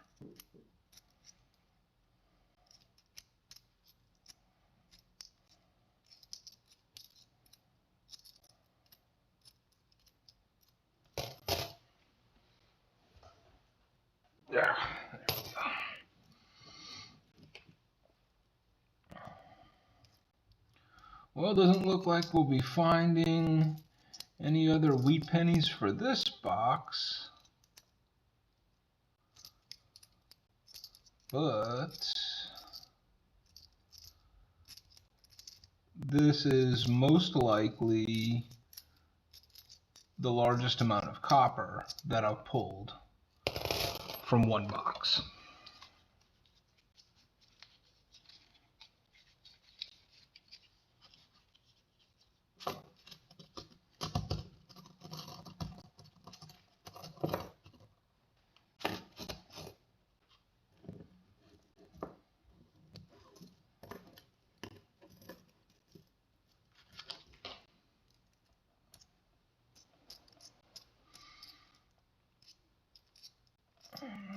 Looks like another roll of just 1964 Denvers. Yeah. Fortunately, nothing to search for in that year. All right. Well, that's box number one. And I'll bring this into better view.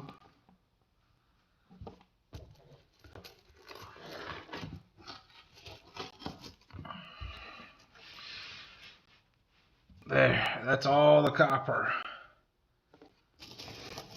that we had from the box.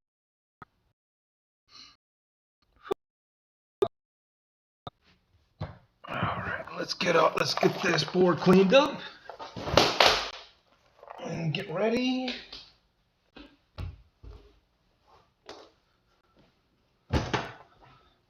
for the next box.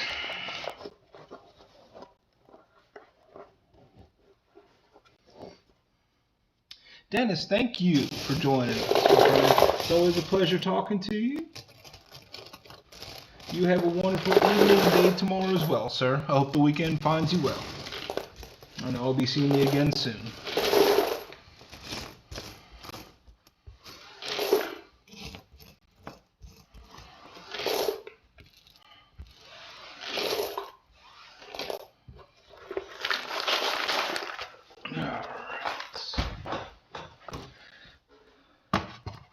let's get these into the box.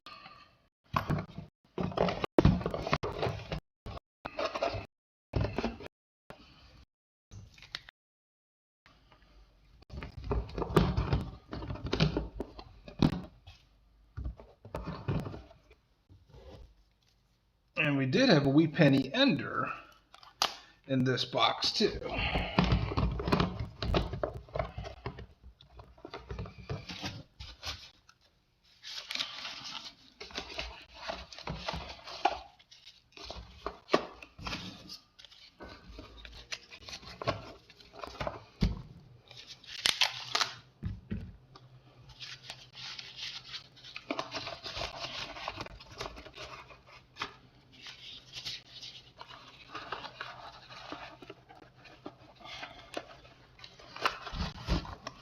All right.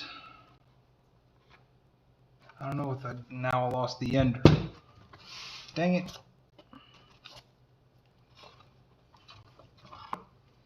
Get it together, Ross.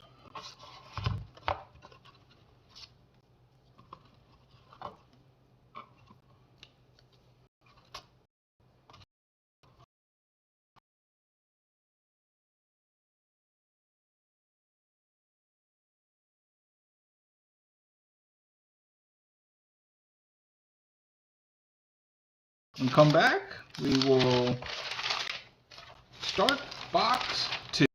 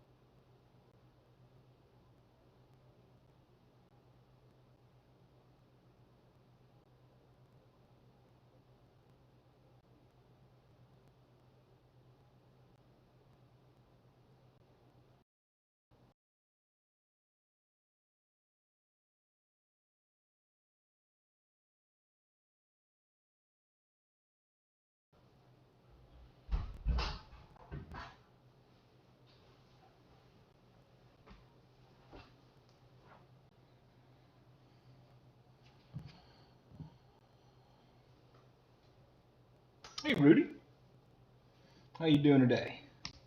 You want to see coffee? Sorry, it's right here. I'm about to get a fresh cup.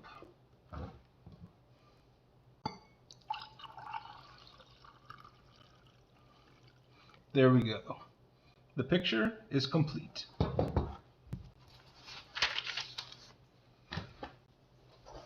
Alright, let's start on to box 2. Mostly machine wrap rolls in this and a few customers.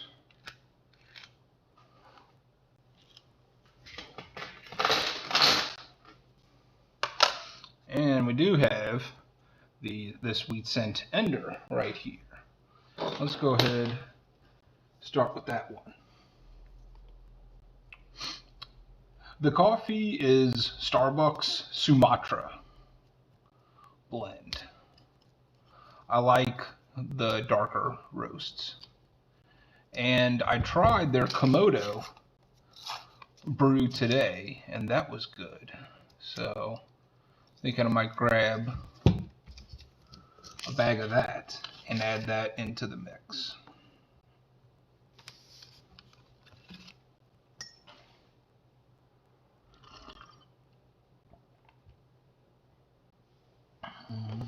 I wish it would be a full roll of Wheaties, but it is just a 1954 with a Denver mint mark, and yeah, nothing going on with that year. So in total, that makes 6 for the night. Did have a Canadian. We had some 2009s, and the last 10 rolls of the first box were all copper from someone's jar.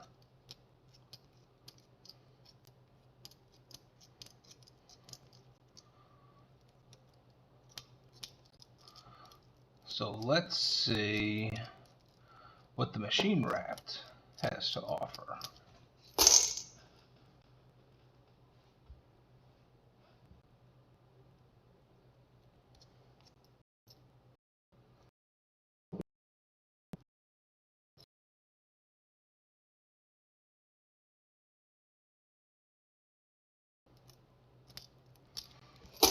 All right.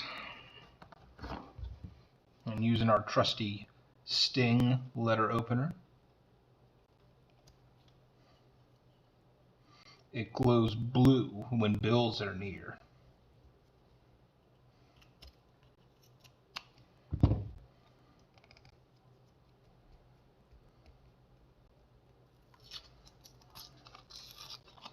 See, last night I got a 2002 Canadian 25 cent from a quarter roll. Right on.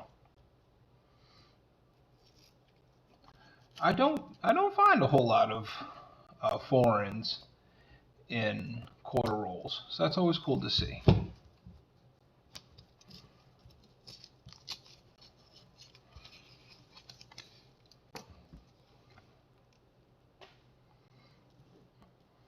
So this stack's nice and brown. It's always promising.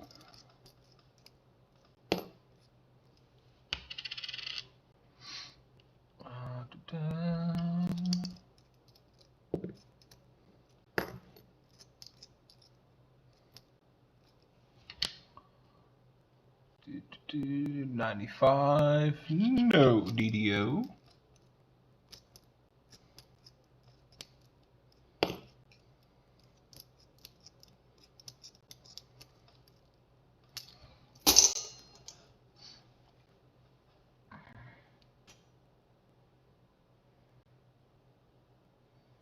It was so cool, shiny silver, it stuck to a magnet. Yeah, it was most likely nickel plating on top of that steel. A lot of the Canadians have that steel core to them. But still, it's very nice finding a foreign in the wild.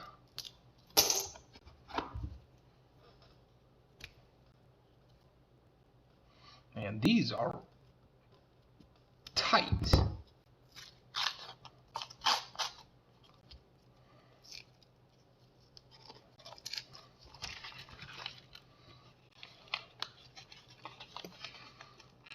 had some rolls of quarters at work last week. They were just about falling apart on their own.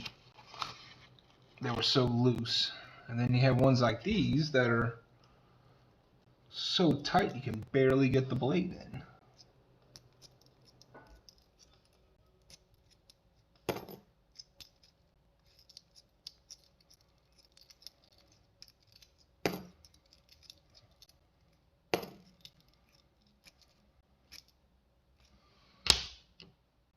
$98, no white AM.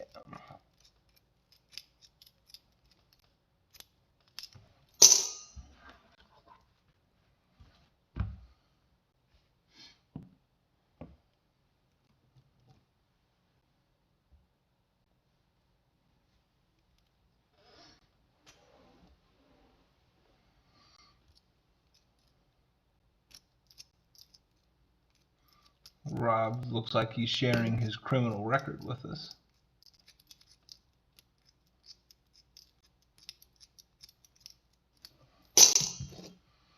I haven't had a ticket in a while.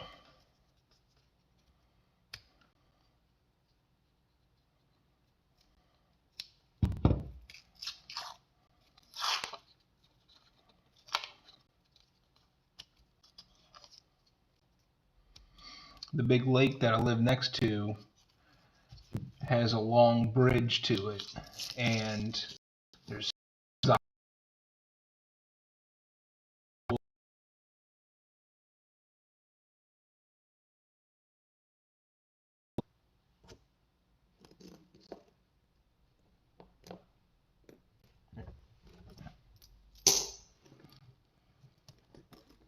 try this again.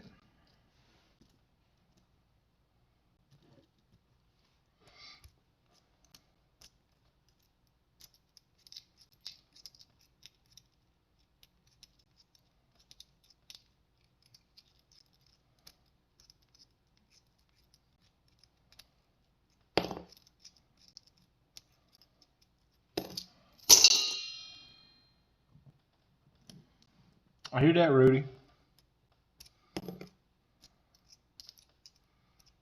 I'm down for some stimuli. Got any good plans for it?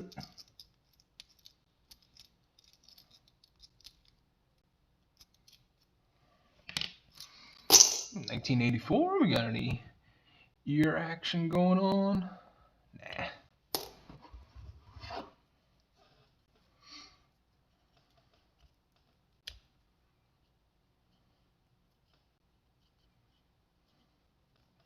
Man, it's hard to get in there. They're wrapped so tight.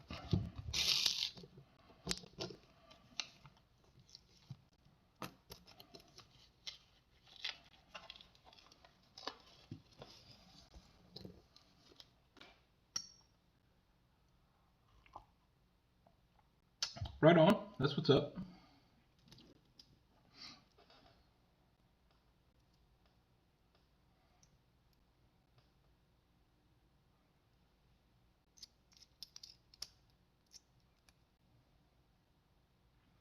Oh, 1982 Denver with a small date.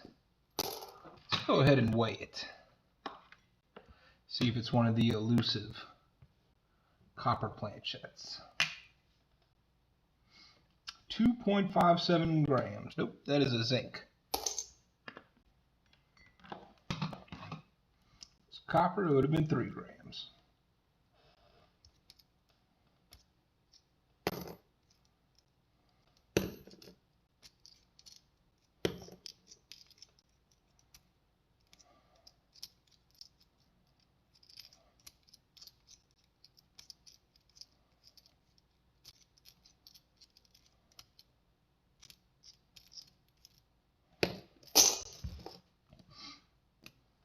Hey, here we go.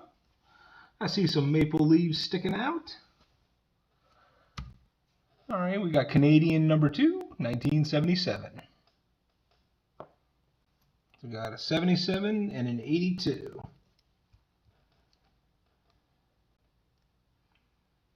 Yeah, Rudy, I would have been rich.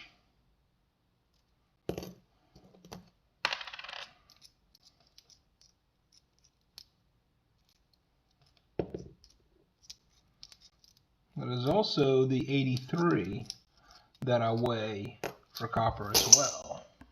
And those go for a pretty high value. Not as much as the 82, but still.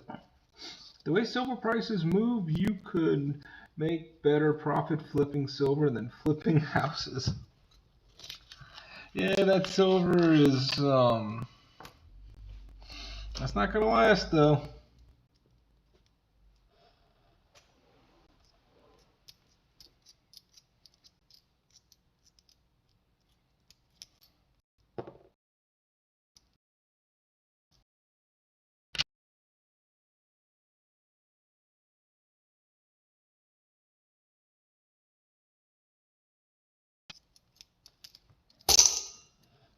Wild West Stacker, what is happening, my dude?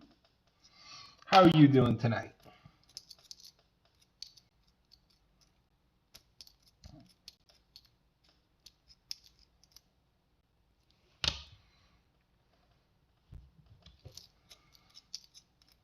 We're on penny box number 2 for the evening.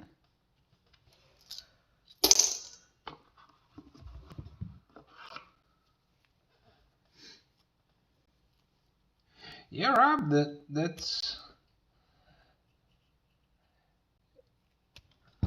it'll probably happen before you know it. What is this? A raid is incoming? A madhouse raid? Who is responsible for this? Sharkbait Lucky, Jonathan Reese, Silverhair Seeker, DA Sales, Everyday Opportunity, Miss Johnny, and the Mad Stacker himself. Thank you all so much for joining my quaint little stream where we hunt pennies. Thank you all so much for joining me.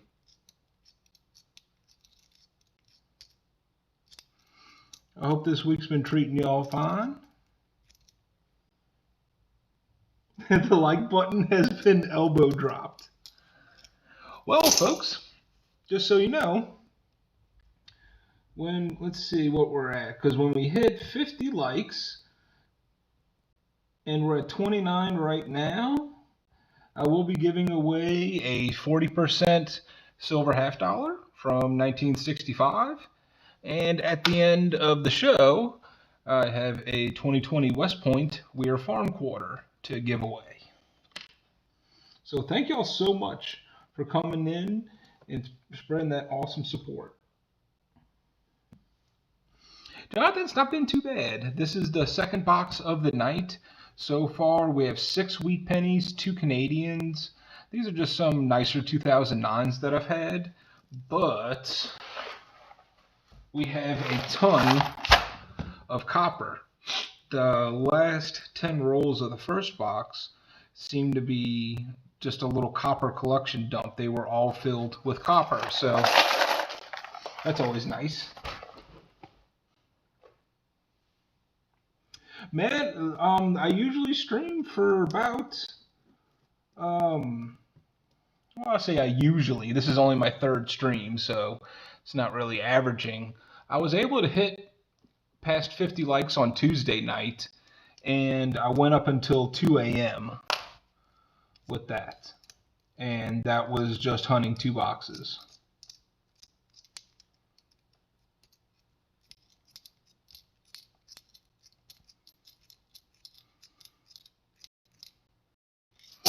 But there are few nights in this. Yeah, that was copper. Jim Man got doing this evening. Do I collect 2021 pennies? I really wish I could get my hands on 2021 pennies, because go look on eBay and see what they're selling for per roll. I'm not sure if it's still this case, but last week they were selling between $15 and $25 per roll. Everyone wants to go and check the new pennies and be the first ones to do errors so they can on lab. So the premiums for rolls of 2021 coins are insane right now. You could essentially get a $25 box, and if you flip it around at those prices, you can make $1,000.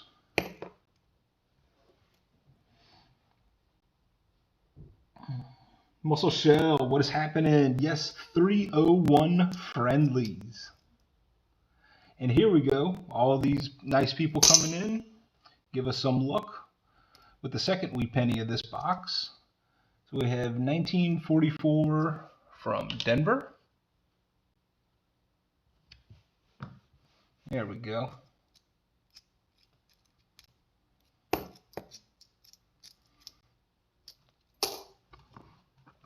So yes, I've been trying my best to go to banks and trying to find at least one box of 2021s. Because if so, I'm not even going to bust them open, and I'll just try to flip them.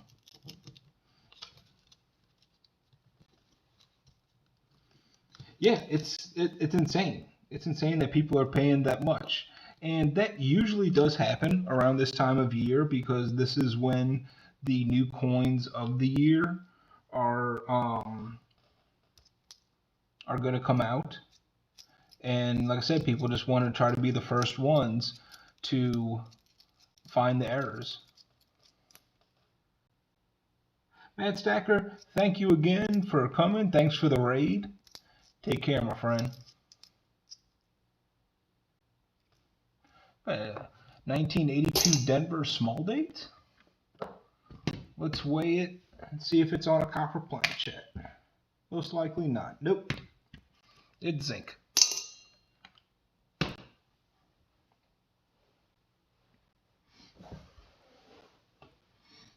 I think that people being in lockdown has helped coin roll hunting gain popularity.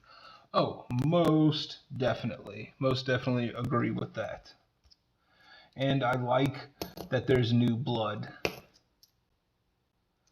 into the hobby.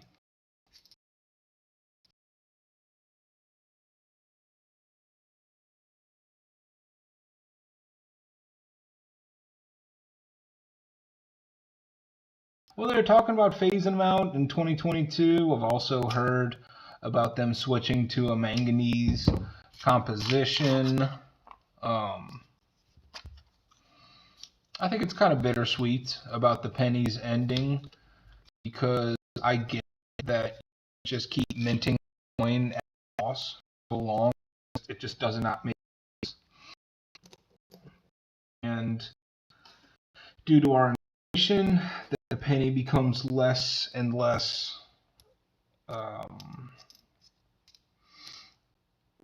less and less important. It's not going to be used. It's not effective. All right, next week penny, 1951 from Denver. Got a little bit of brown toning on it. I hate to see stuff like that go away though, because that means that I'm not going to be able to hunt pennies like I used to, and they're one of my favorite coins to hunt.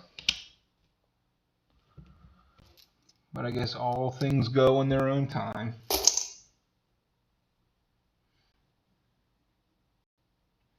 Show the close.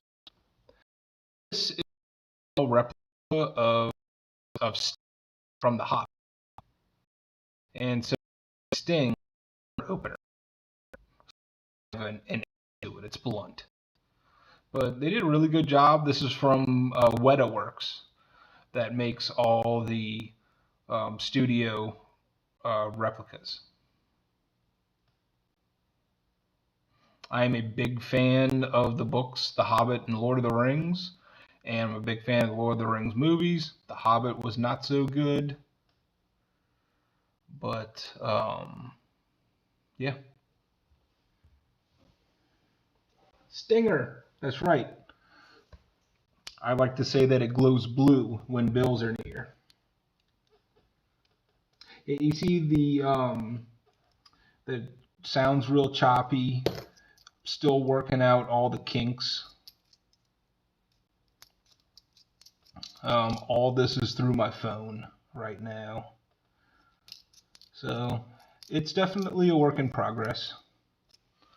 Sometimes it's buffering, and so that'll chop out the sound.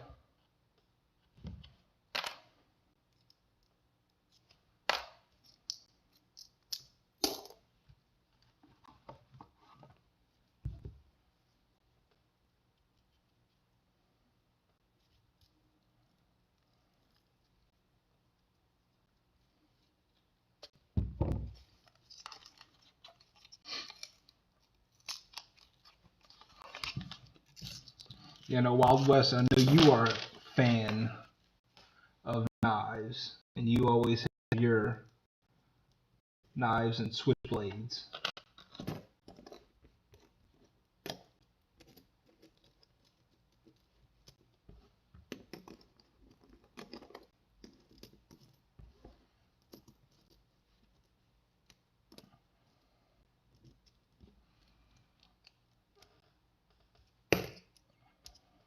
Beginning of the show, Legit Sir Noob said that we were going to find 20 wheat pennies tonight.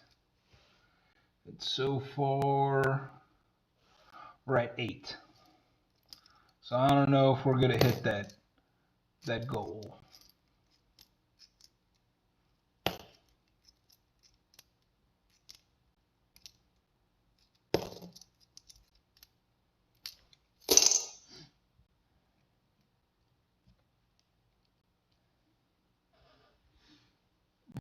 Can you own switchblades and autos in Georgia? In GA? Is that what you mean by Georgia? If you mean Georgia, I don't live in Georgia. But where I do live, oh yes, they are definitely legal.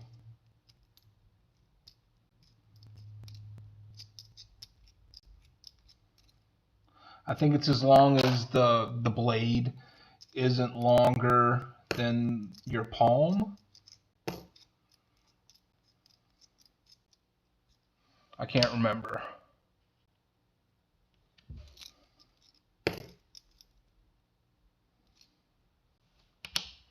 Yeah, but I live in the South, so all of our gun laws and stuff like that, we're good to go with all that.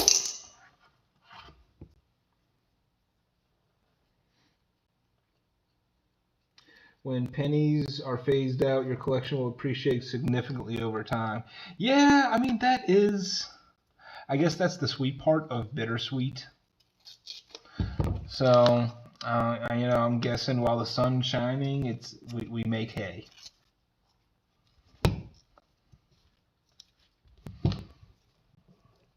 It's just sad to think that in a couple of years, I won't be able to do this anymore.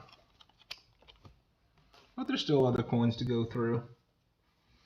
Okay, cool. Obviously, I haven't sent your sticker out yet. It's all good, dude. It is not a problem.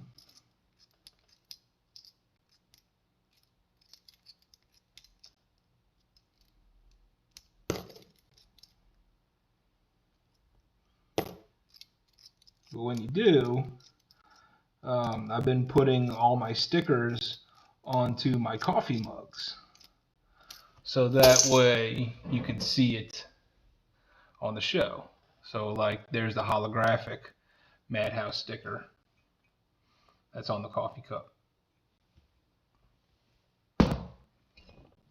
Which is fine because I can just rinse out a coffee cup. It doesn't necessarily need to go into the dishwasher. So I'm not worried about the stickers getting ruined.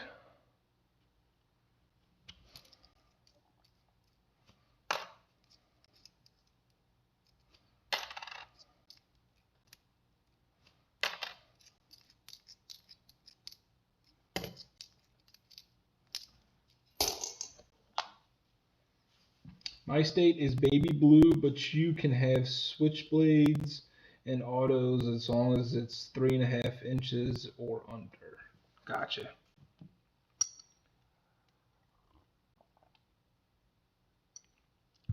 And we're a red state. I don't know why we have a blue governor though. So, and we historically have. It's never really made a whole lot of sense.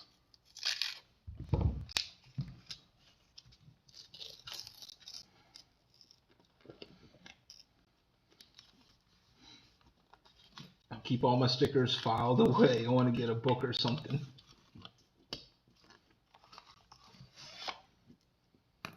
We can't all have Britneys to put our stickers on. Bylaw 3.6.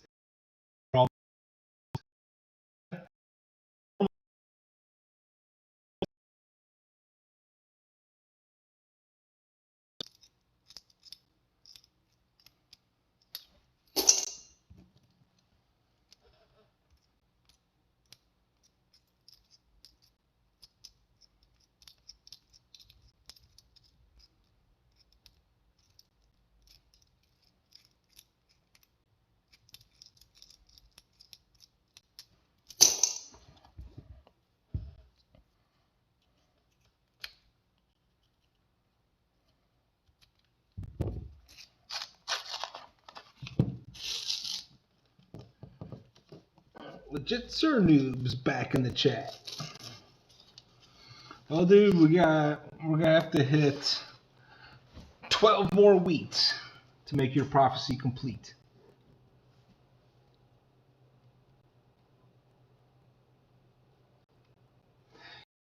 It sure is, man, dude. It's got more say all over it. I got another penny.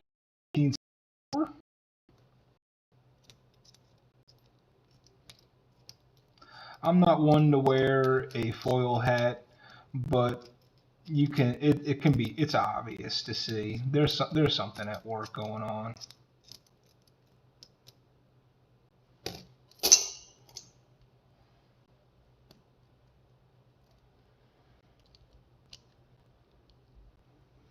Poopy phone.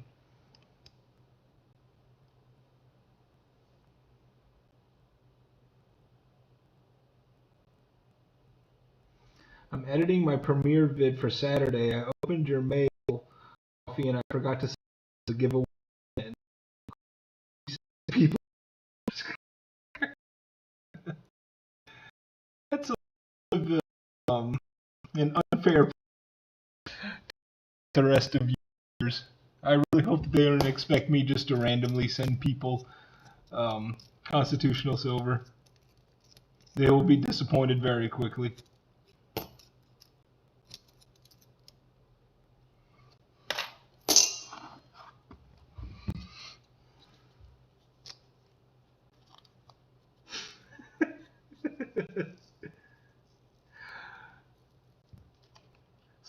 Sorry, it's getting choppy. In regard to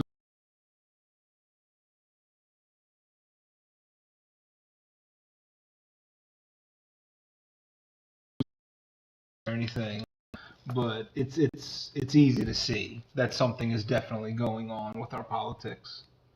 There's something bigger behind the scenes at work.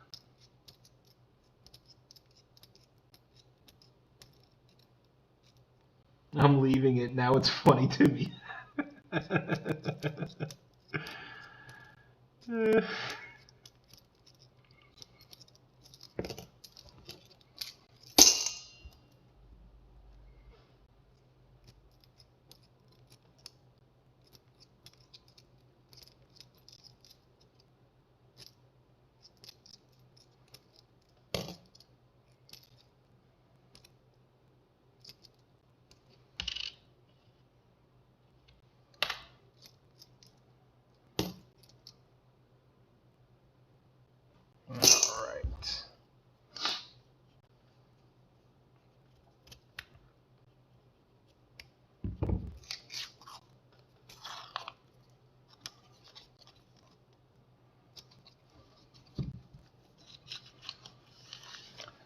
So I don't also like to get into politics a whole lot. Um, I feel as if I'm in a chat with mostly fair, like-minded people. So I will say that I wish people vote and how they only view them as a vote.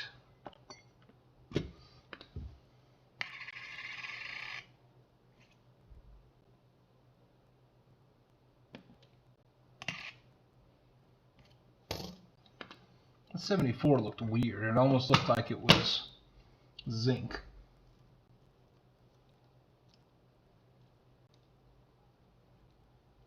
Yeah, I set aside all the nice 2009s, and I collect 2009s from pennies, nickels, dimes, and quarters. And so I'll just keep little tubes of them.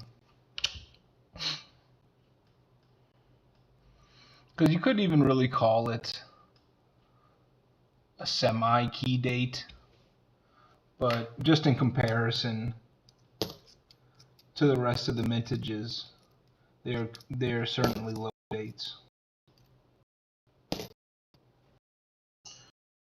But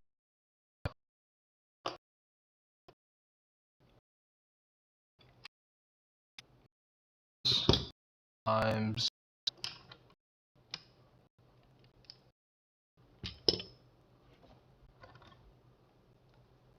quarters, and I got the pennies. I don't have the pennies in the clear tubes yet, but I have them wrapped up.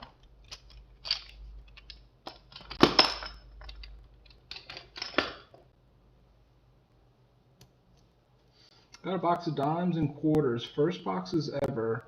Wife and our youngest searched a few rolls and found a silver dime so far. That's awesome. Silver is really tough to find in quarters and dimes. Really tough. That's why I'm so thankful for the West Point quarters that have come out, because there was only 2 million of each type from the mints, but you're still going to find way more West Points than silver in a box of quarters, and they're worth 4 times as much.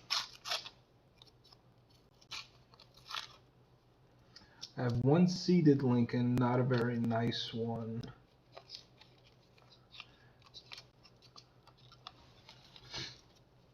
Helping a young channel. What's this? Where are we going to? Muscle shell.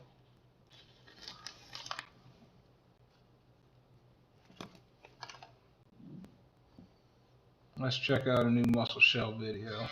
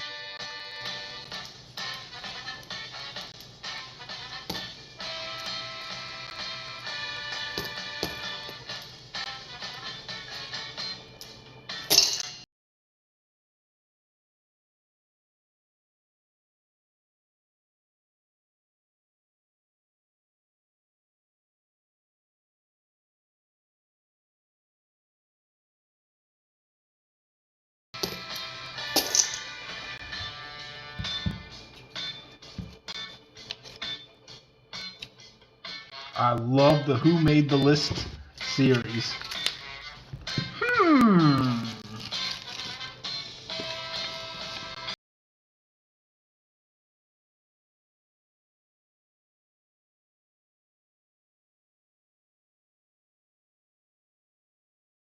Silver Oceans.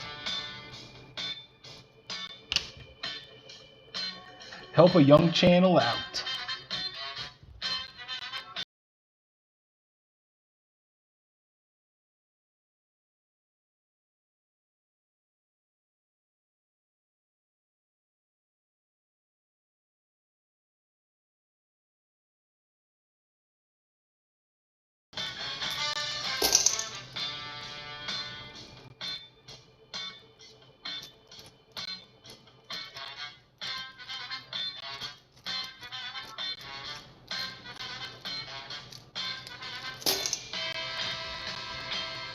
Follow the link.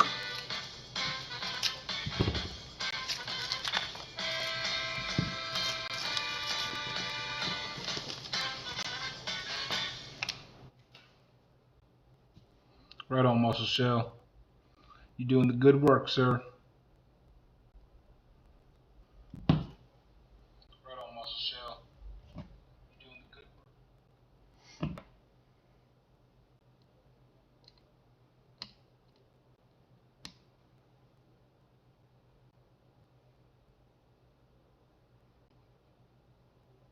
That's what's up, dude. Yup.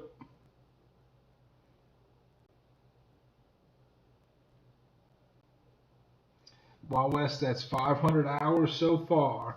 Not bad for only uploads. That's what's up, dude. Uploads can take quite a while to get your watch time up. I did the math, and the way my watch time was averaging in the last couple of months, it would have taken me 11.3 years at the rate I was going to get to 4,000 watch hours. And that wouldn't even be the 4,000 in 1 year.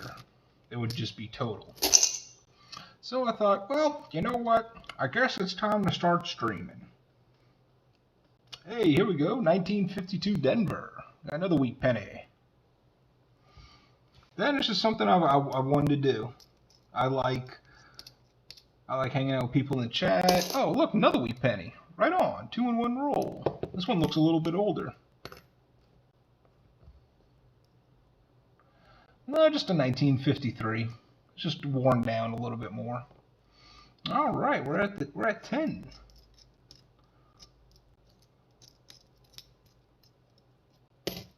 Yeah, streaming's the way to go to get your watch time up.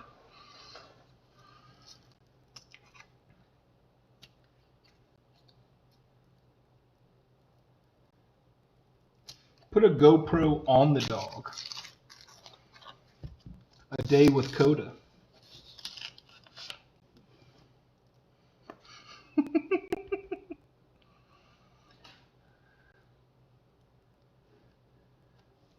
At a medium pace.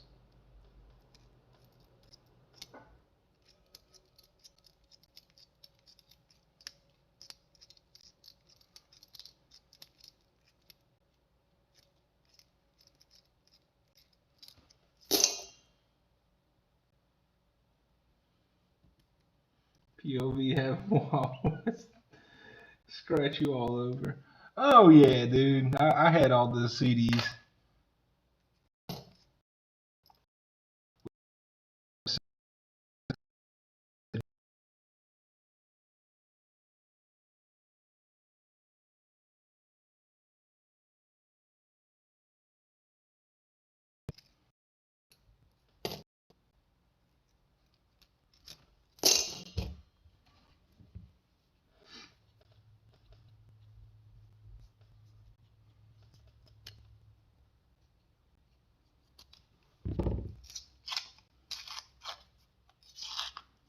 I missed the goat. Adam Sandler's first CDs were the best. Yeah.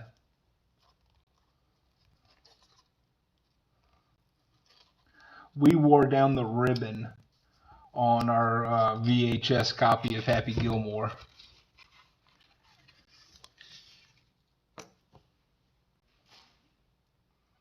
I eat pieces of shit like you for breakfast. You eat pieces of shit? No. Shoot him a Gavin.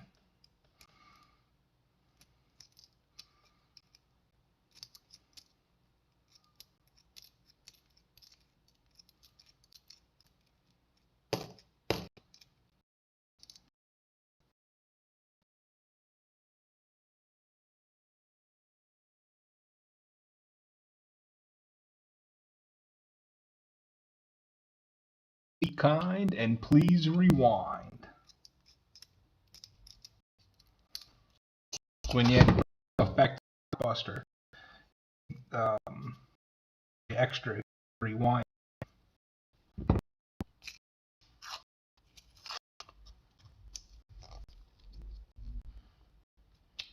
Yes, GoPro on the Coda.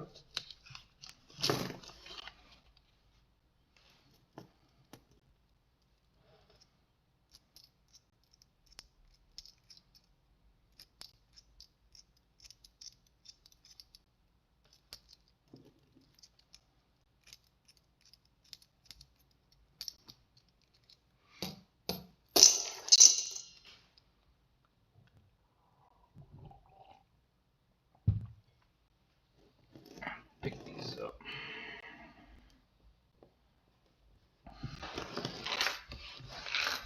I have good memories of Blockbuster.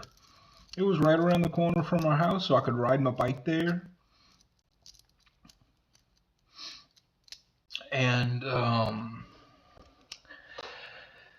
let's see, I might have been 10 or 11 at the time, and they had a tournament going on at Blockbuster where you would play NBA Jam, F-Zero Racing, and oh man, there was one more game I could not remember. But the thing was, you would rent it, you would practice it at home, and then you would go there on a Saturday and play a tournament and try to get like the highest scores or trying to beat the people out. And that was tons of fun.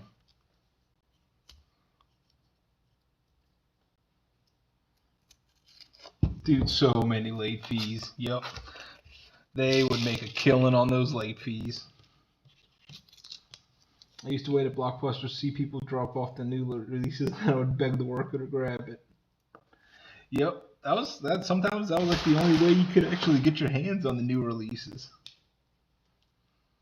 Yeah, he legit remembers Blockbuster.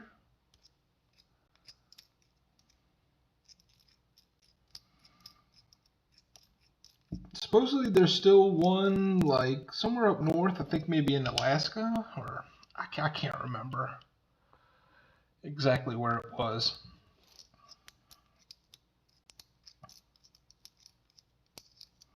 I remember during its somewhat dying days, and you could go root through the bins and get like 4 or 5 DVDs for $20.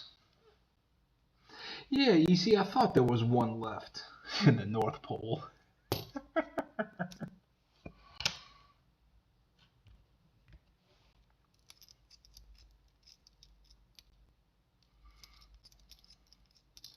If any of y'all ever watched Angry Video Game Nerd, him and a couple of his buddies, they were up in a convention up north somewhere, and they were only a couple hours away from it, so they decided to do a road trip. And so he has a video where they're all going through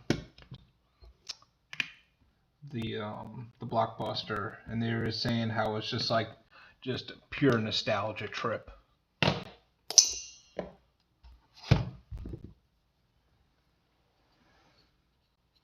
Next town over has a Kmart. Wow.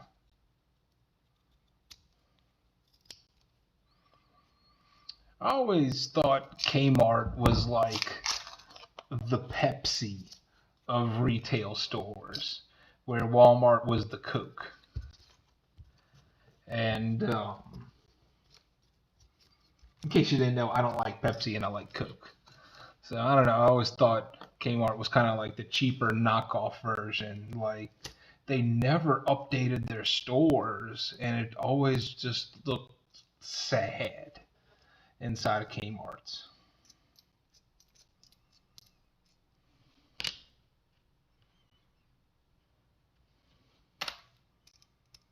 Don't get me wrong, I'm not praising Walmart's either, but they're definitely nicer than Kmart's.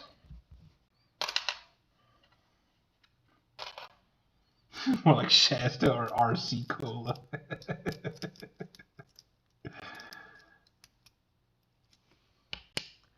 RC colas. Oh god, my dad drinks that shit. It's disgusting.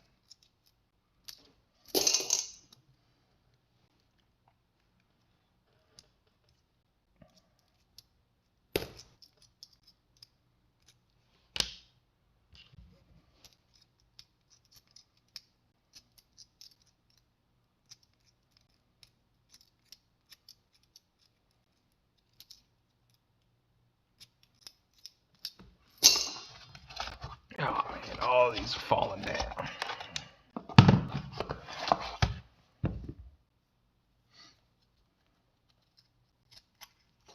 I would like to go visit that Blockbuster.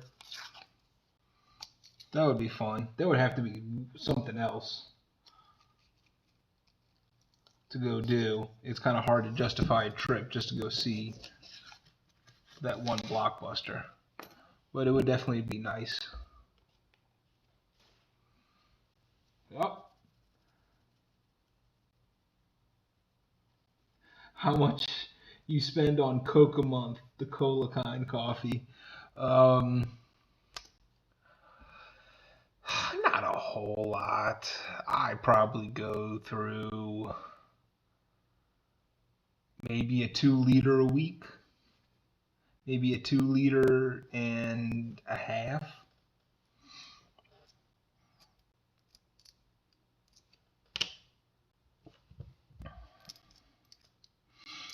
It's usually the only soda that I'll drink, and I don't drink a ton of soda, but when I do, it's Coke.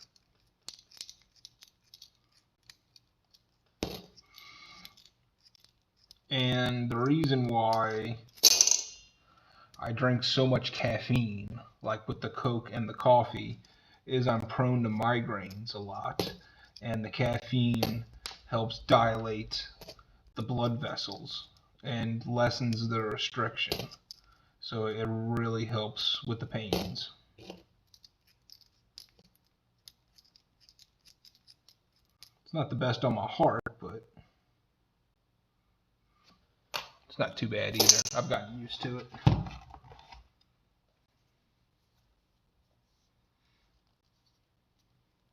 Jolt Cola is still a thing. All the caffeine you could want and twice the sugar. Oh, Rudy's defending RC Cola. He likes his with vanilla ice cream.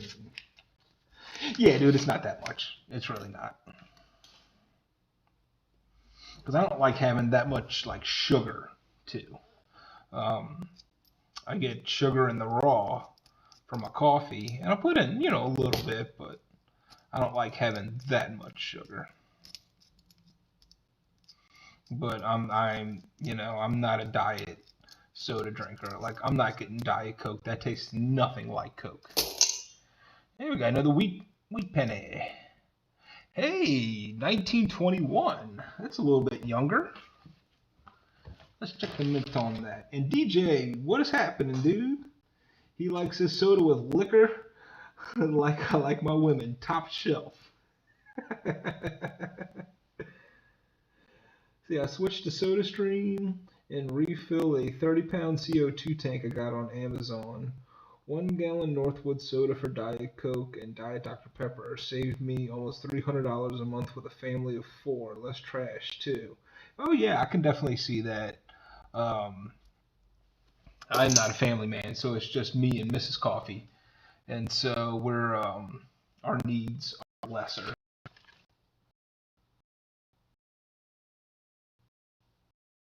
Yeah, nothing with the 1921. It's 39 million. Well, that's cool. That's Wheat Penny number 11, and the first one, well, the oldest one, rather. Wheatie count is at 11. 9 more. Oh, just got a young head Canadian. 1983. So that makes 11 wheat cents and 4 Canadians.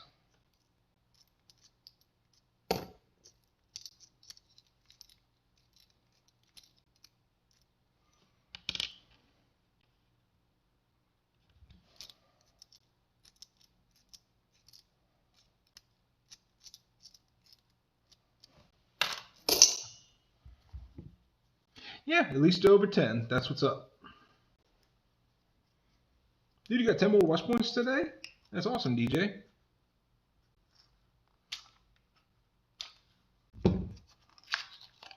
I'm very interested to see how West Point quarters will perform, say, 10, 20, 30 years from now.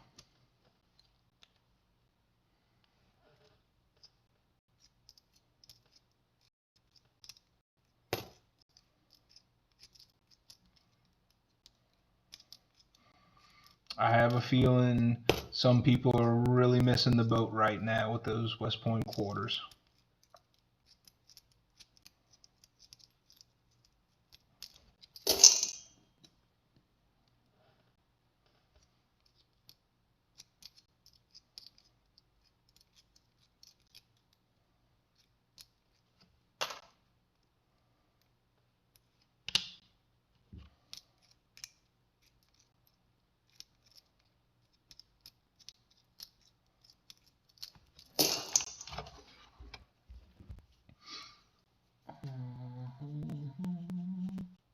Coffee, any special year dimes or quarters to watch for other than '09?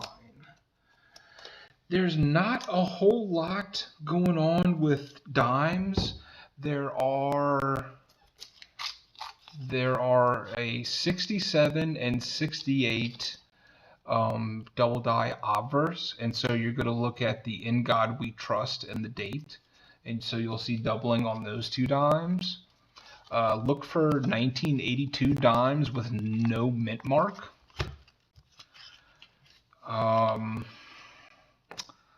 There is a West Point dime that you would be very hard pressed to find in a dime box, but I guess it is possible. And it would be a 1996 West Point dime. What else are there to look for in dimes? Besides, the silver, of course. Yeah, like clad Roosevelts, there's just not a whole lot going on.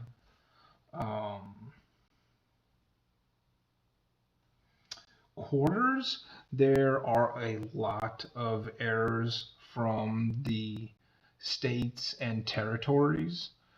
You have the 1999 Delaware, where there is a die crack that's coming right from the horse's mouth, and so it looks like the horse is spitting. There's the Wisconsin one where there was extra leaves on the corn stalks. There's a Minnesota one where there looks to be an extra tree in the landscaping. The big focus on quarter hunts right now are indeed West Point quarters, though.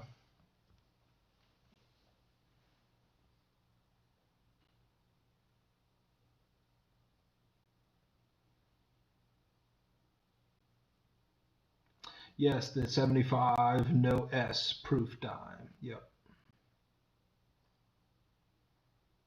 Yeah, Rudy. There are more in the errors in the silver Roosevelts, but the clad Roosevelts just don't have a whole lot to look for. Anyone who anyone know who would be a cool machine shop to make me a V75 privy stamp? V75 Kennedy's, V74 for peace dollars, 90 is. I'm not sure about that, man guy. The V75 actually stands for the victory of World War II, and so those are all the 2020s, because in 1945 is when we secured victory in World War II, and so that's what the V75 privy is for. So it will kind of only really be appropriate on 2020 coins.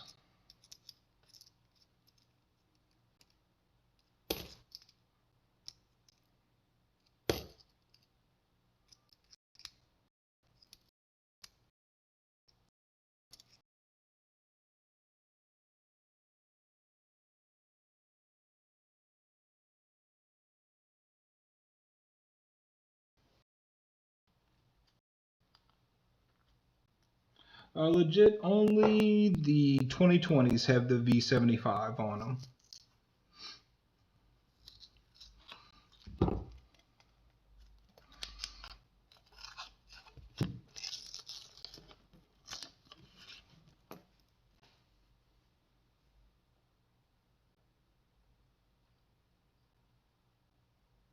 Okay, I hear you, main guy.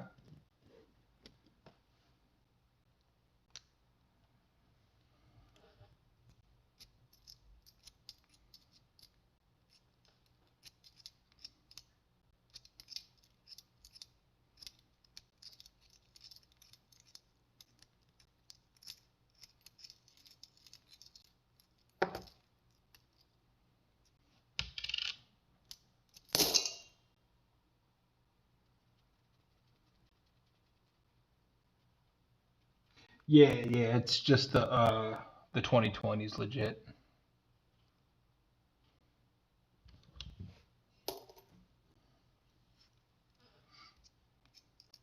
And that's why when the 2020 West Points came out with that privy, it tanked, not so much tanked, but it lowered the values on the 2019s ever so slightly because everyone wanted to have that privy mark.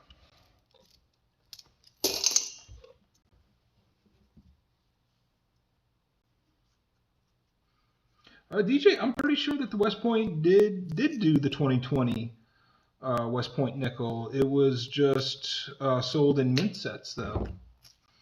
It wasn't meant for business strikes like the quarters were. But I'm pretty sure you can buy 2020 West Point nickels.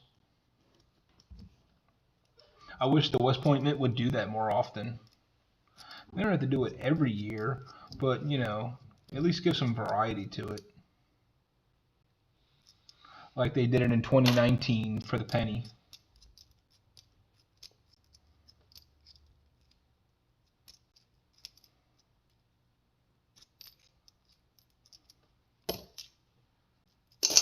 Oh, legit, dude. Everybody's still learning. We're all learning everything.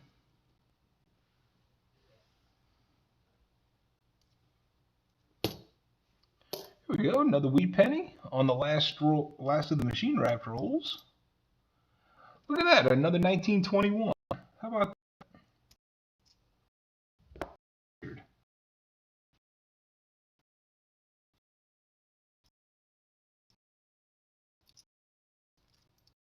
We are ever legit Sir Noob's prediction of 20.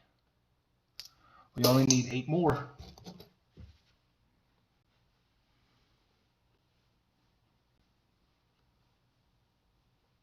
The Wheaty chant. Alright, let's crack into these customer wrap rolls.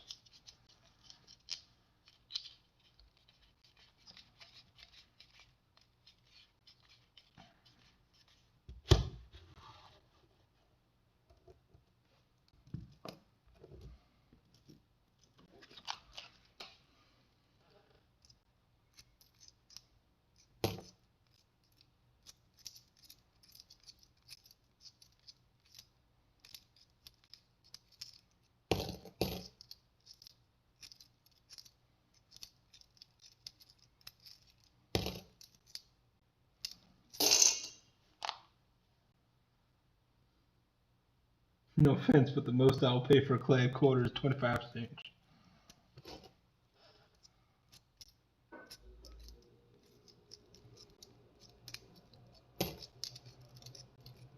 $0.25? Good Lord, that's a lot of money.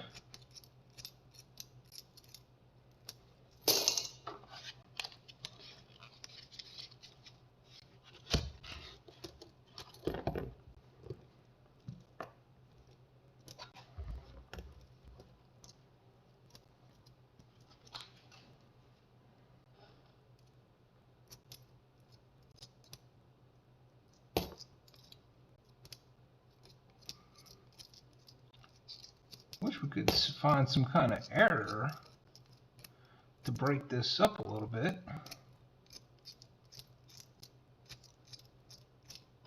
Doesn't have to be anything major.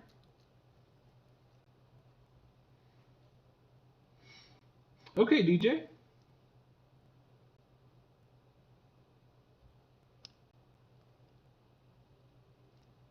I wish they did go through with that, though. I would like to see West Point Mint do that kind of stuff more often.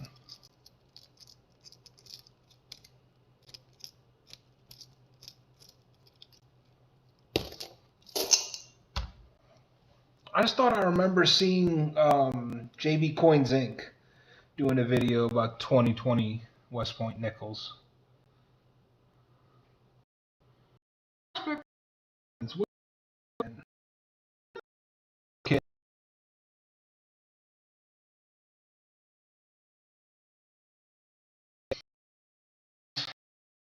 have 12 wheat cents in total. We have 4 Canadians, a couple of nice ones from the 2009s, and we do have quite a bit of copper.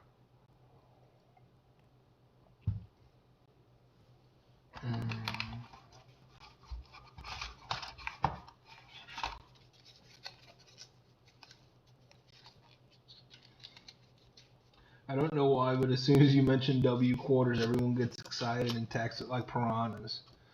Yeah, man. When they only mint 2 million of each.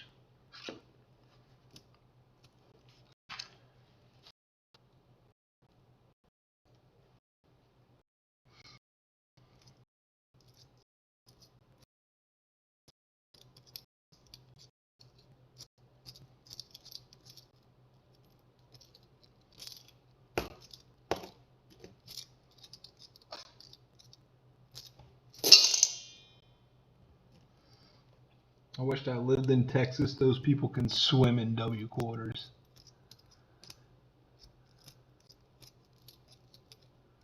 There's a lot of coin hunters in Texas, though. I wouldn't want to be I wouldn't want to be in a tank with all those sharks. I think there might be a few silvers in my area. I've gone and seen rolls of hackers, and they're completely clean. But as far as like regular coin collectors and coin hunters, I haven't seen really any evidence of that. So I'm kind of lucky in that regard.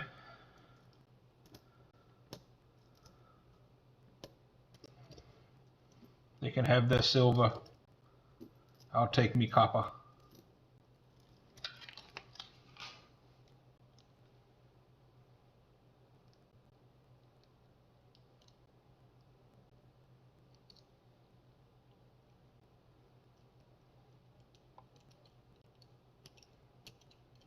I'm not joking when I say that 99.99% of the coins I get are Denvers.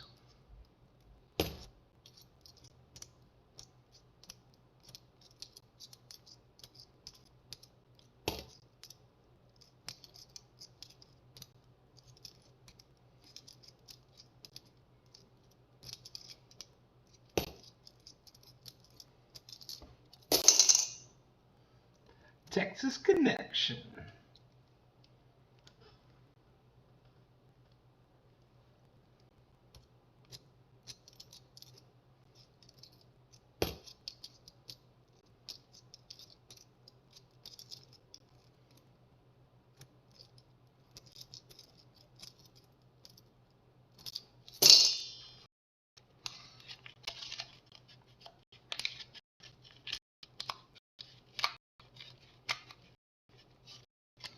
A pretty good mix of circulated mints, but most of the uncirculated are Denvers. Yeah, I could see that. Most of my uncirculateds are Philadelphia's, just because I'm right in the middle.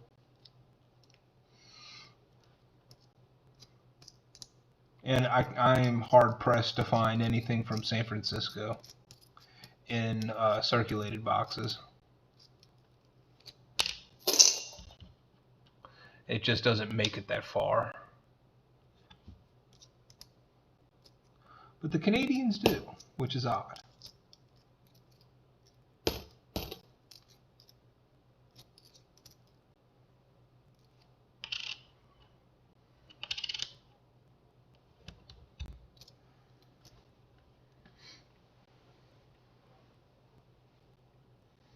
Gets a lot of Phillies here in Washington. Wow. Yeah, that is odd.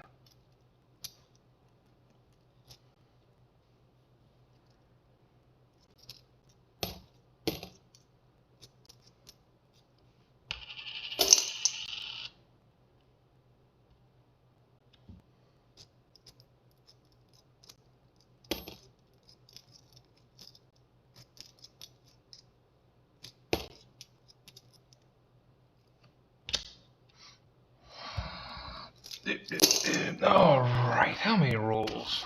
Clean this up a little bit.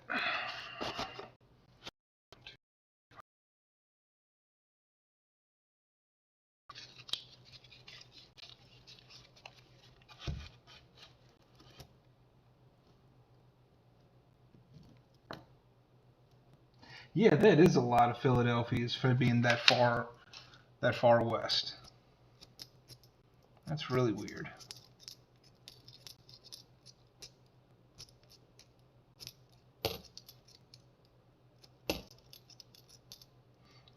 Boom. Here we go. Wheat penny number 13. Looks like a 1956 Denver. It's pretty dirty. It's going to be really hard trying to see if it has that shadow D.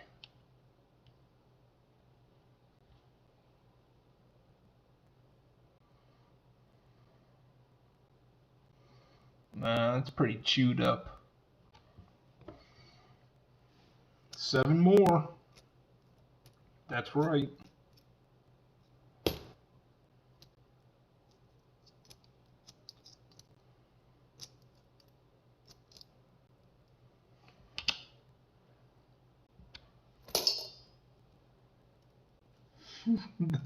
I would like to know what the W dance is. Is it the Wild West dance? Does Wild West Stacker do a dance?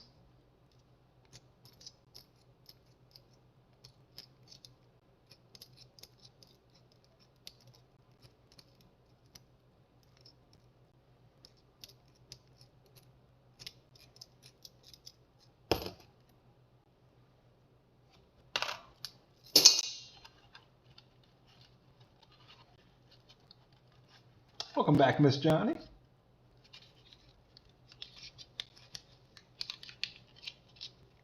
Oh, it's kind of like the YMCA, but you make a W.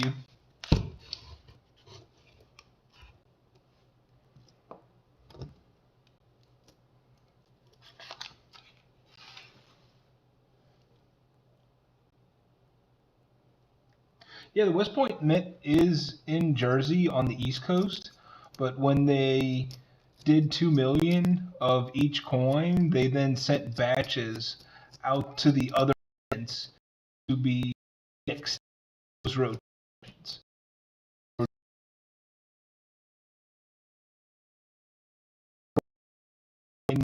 People into collecting, and so that's how we're getting them in circulation now.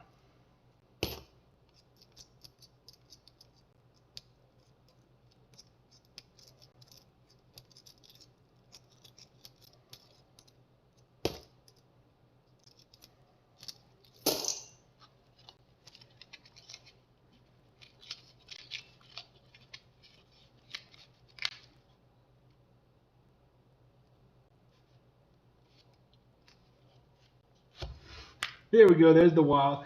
There's the W dance. Needs to be the next up.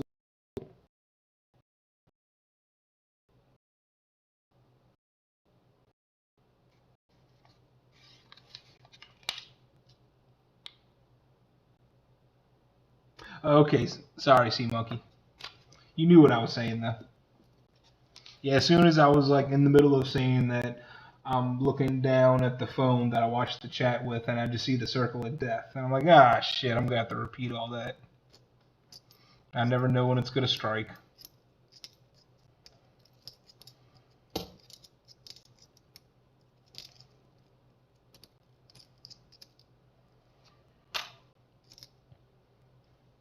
Hey, we found a dime. And here we go, Wild West. It's a 1967 dime, so we can look for that double die that I was telling you about. Nope, nothing on there.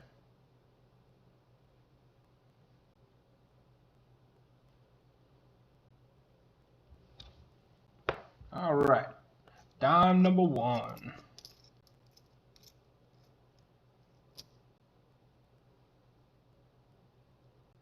The other DDO was the following year, 1968.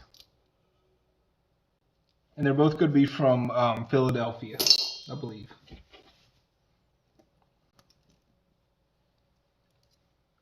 Yep, that's what's up, Sea Monkey.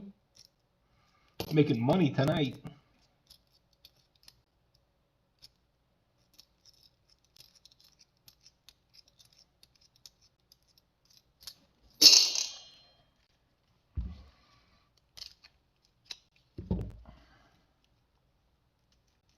Ugh. I hate when that happens, legit. When you find I've found pennies in nickels, and I've found nickels in quarters before, and it sucks.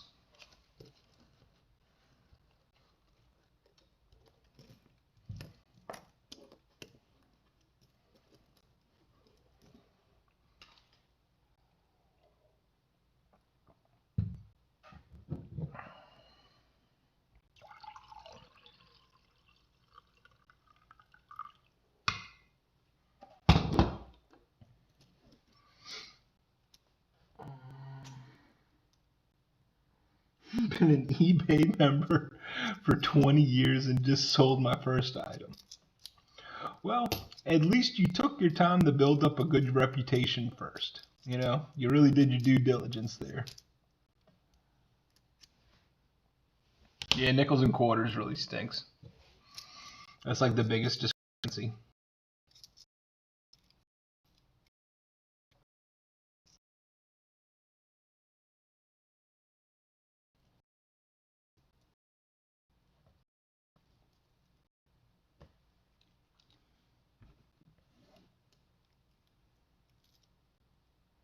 Finding a dime has a better return rate than finding a silver half. That's right. You are correct, sir.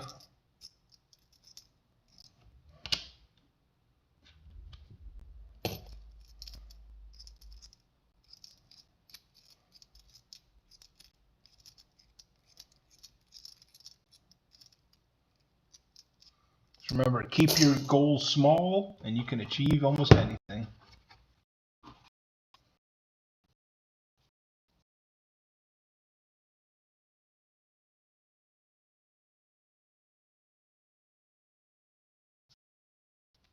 See y'all on Saturday.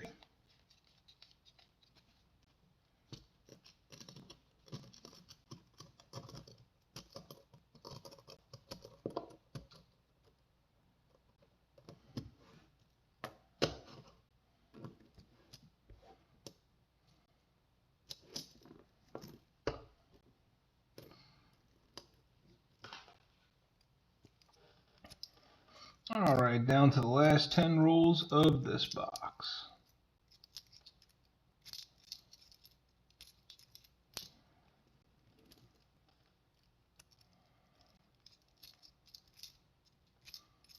I don't think we're going to hit the 20, but that's okay. I'm not too worried. Nice formative years right there.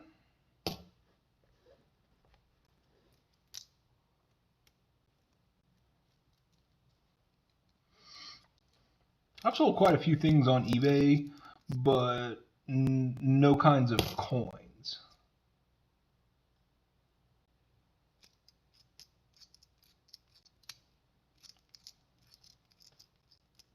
So I'd like to start selling some, but people are going to look at my page and see what else I sold, and they're like, oh, why is he selling coins now?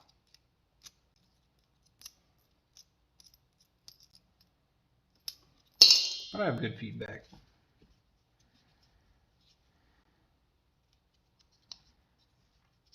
DJ says it looks like the only coins West Point is going to put out this year are specialties and proofs. Yeah, I guess they're just back to business as usual. I'm glad that they didn't do quarters again, though, because that's just going to lower the value.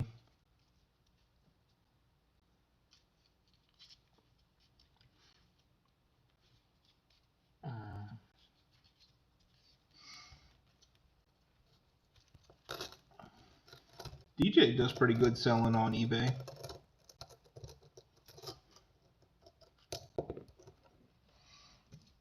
I'm not in the business of selling everything that I have either, but sometimes it's just nice to free up capital.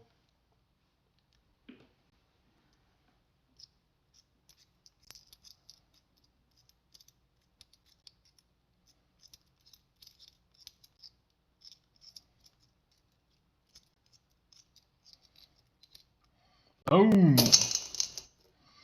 Weedy 14. 1941.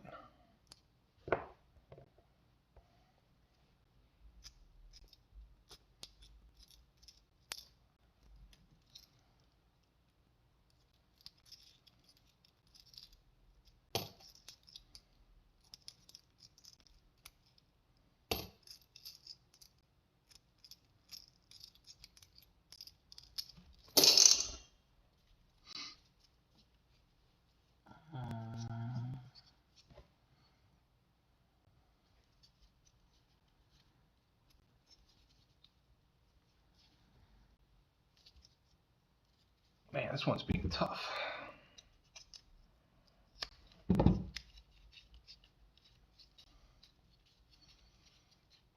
But like Dennis says, never let someone's resistance get you in the way of what you want.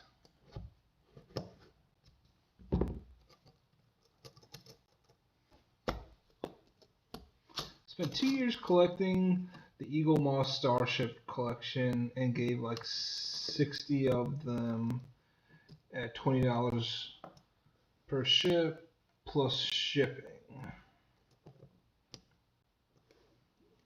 Oh, and have like 60 of them. Yeah, that's definitely a different sentence now between have and gave.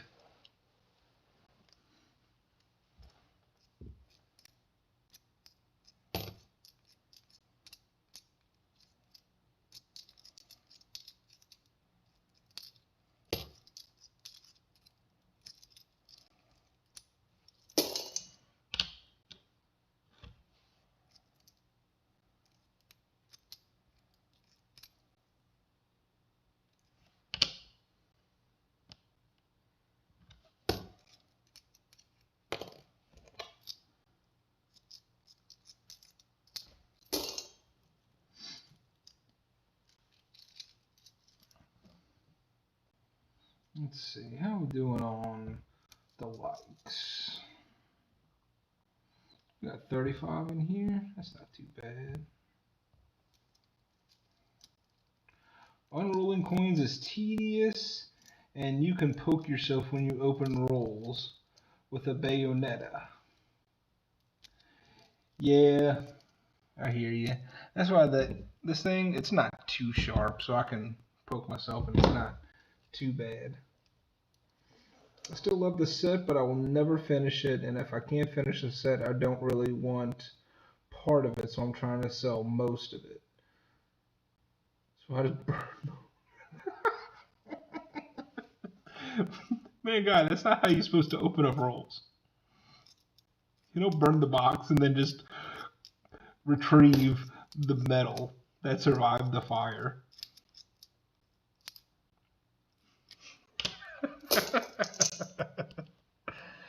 Back in the olden days, when you would tear down an old cabin, they would burn down the cabin and then go through the ashes to retrieve all the nails, and then they could reuse the nails and build a new cabin. That's what that reminded me of. The ships have been just sitting in a box in my closet since I started collecting them. Yeah, I hear you, Sea Monkey Metals. how some collections just don't come up like that, and you want to display the full collection. I hear you.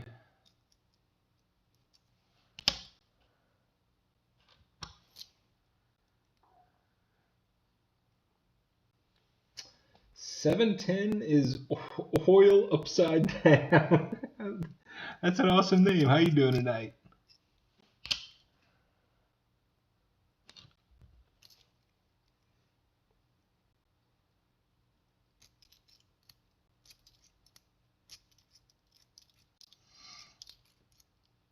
We're just hunting some pennies here.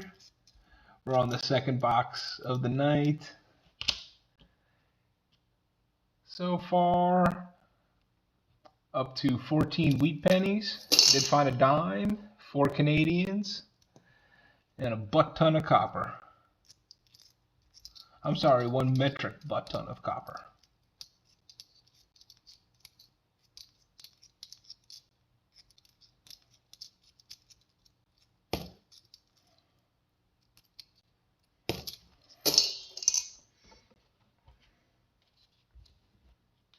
Doing just fine, my friend. Thanks for joining us. Nuking from orbit just to be sure. No, unfortunately, no DDOs or RPMs. Plenty of 98, 99, and 2000s to check the wide AMs. Plenty of 92s to look for close.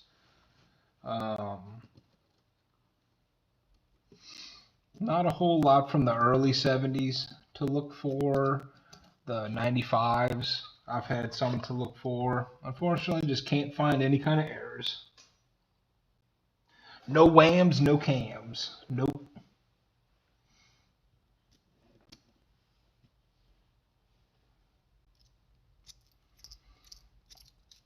We're just stacking the wheat pennies and the copper pennies.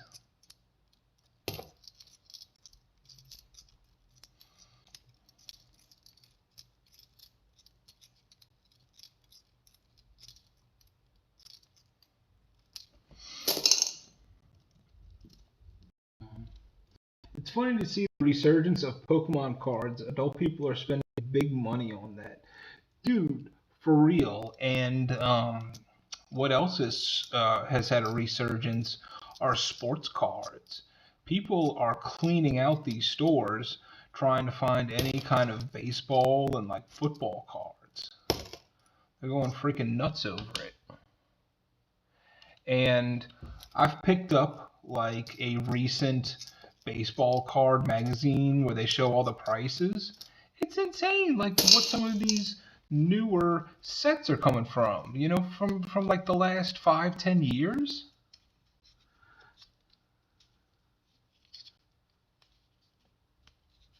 No 22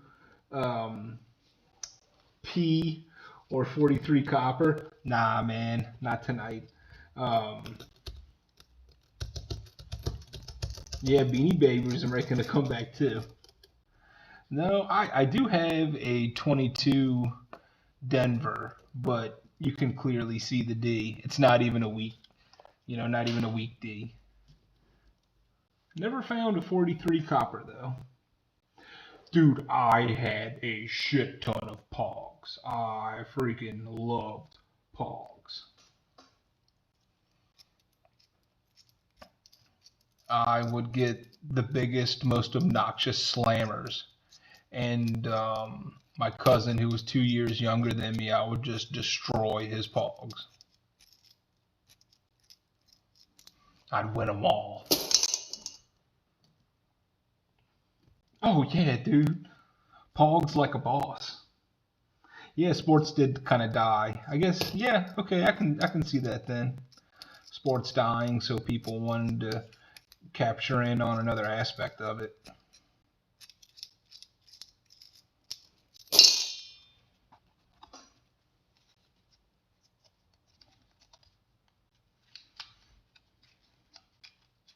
Yeah, DJ, that 43 copper, that's the one to find.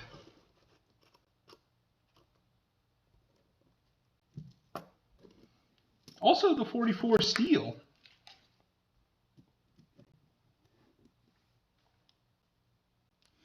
Juice.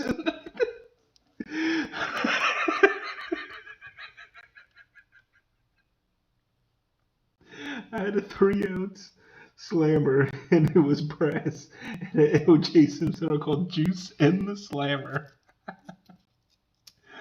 I'm going to assume that's after he was arrested. Oh, I gotta be a little bit more quiet. I'm going to wake up Mrs. Coffee. That's funny.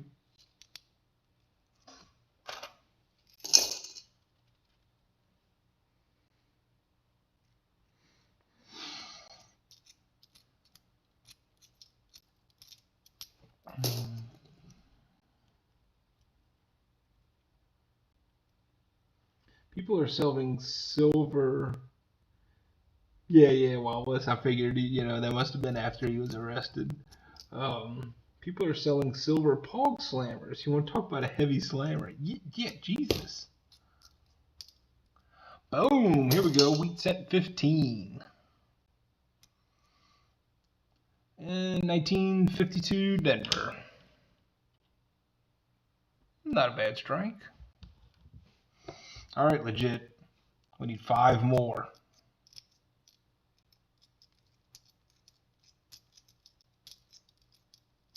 We have 3 rolls left.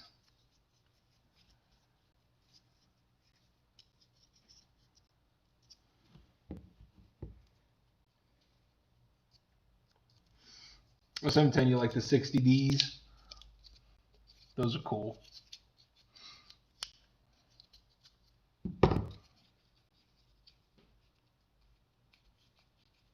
Is there 52D over us?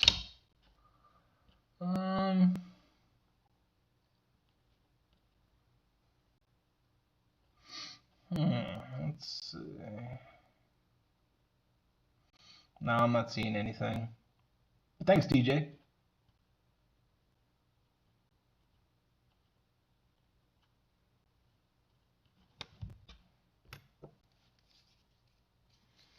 $51 and $52. So like there's a 51D over S as well as the 52D over S. Collecting does indeed preserve history. That's one of the facets of this hobby that I find most appealing, is preserving part of that history. Cool, thanks, DJ.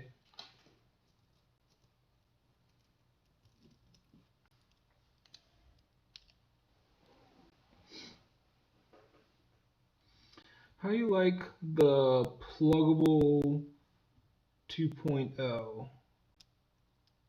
In regards to the microscope, yeah, this one is just fine. It was decently priced, and it's showing up detailed just fine. If I really want to get in closer, I found what works best is I'll just put the coin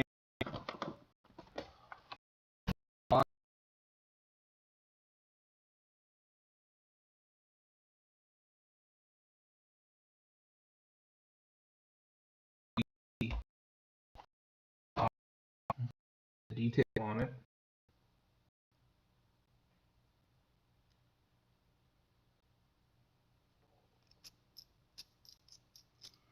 I haven't really had experience with higher end models, so it's not really easy for me to make a comparison, but I've enjoyed it.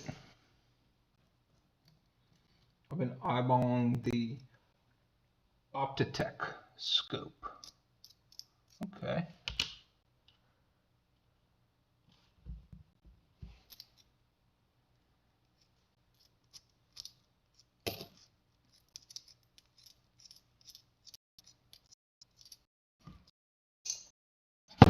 Right. Nah.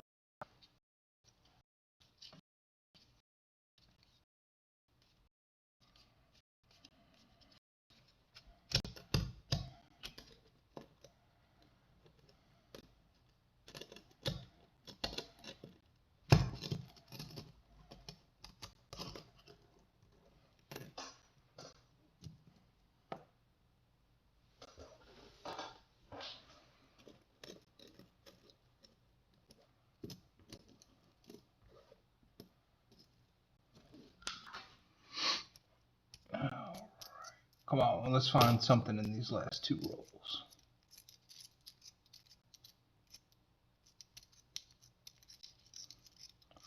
Let's give something for the nice folks at home to watch.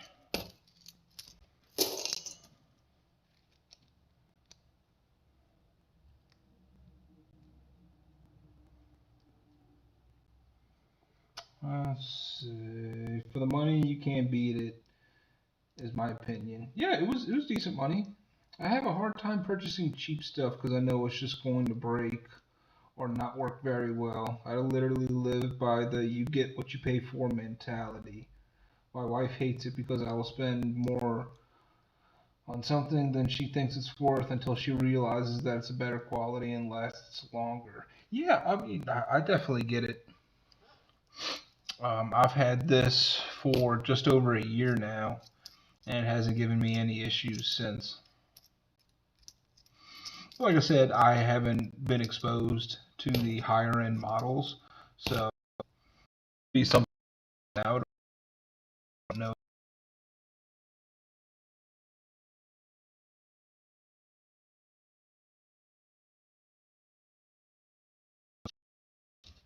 All right, last roll.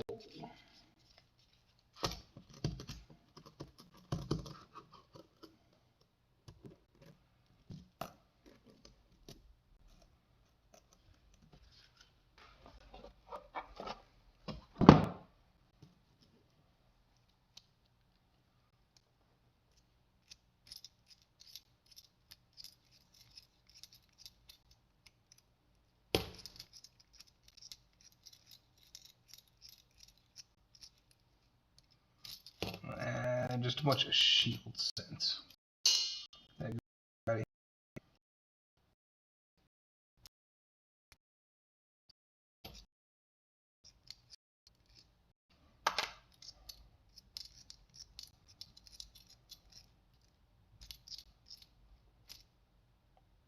Nope, that's it.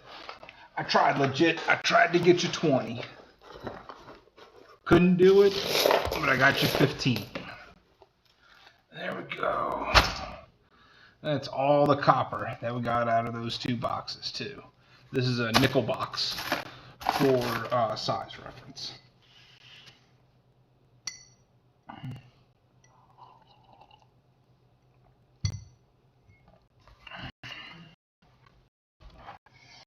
Folks, back. We'll be doing away for this 2020 point. We are. I'll be back in just a moment, y'all.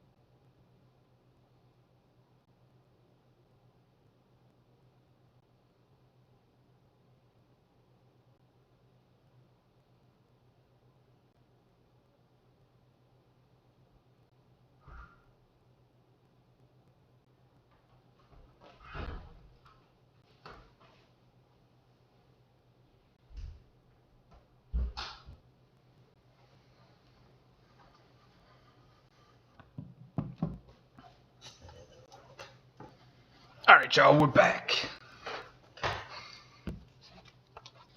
And let's do some giveaway time. Go ahead and give away this 2020 West Point Weir Farm quarter. I'm going to go ahead and put a clue up in the chat. So once you see the clue, go ahead and answer. One guess only, please.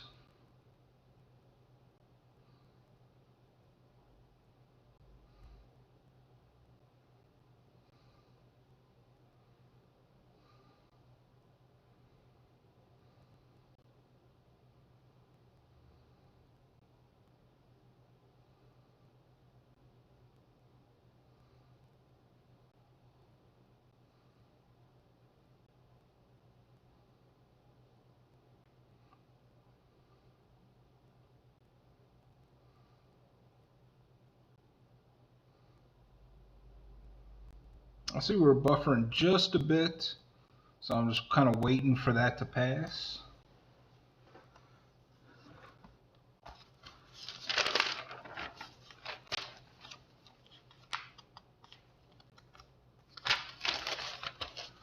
Go ahead and write down my clue.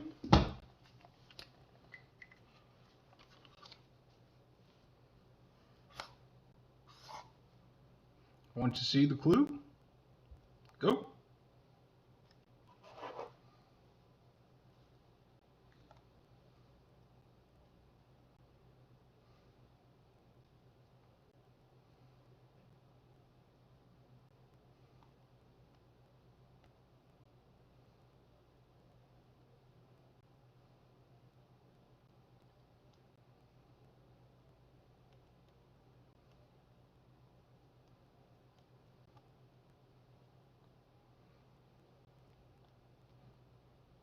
This buffering too shall pass.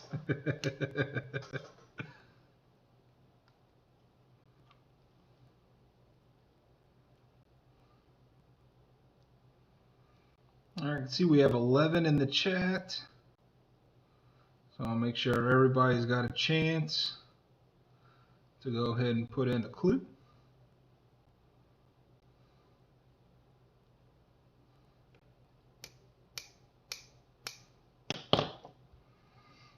That looks like everybody. So I'm going to go ahead and call it. Go ahead and stop. And the lucky number was J. That's you, Miss Johnny.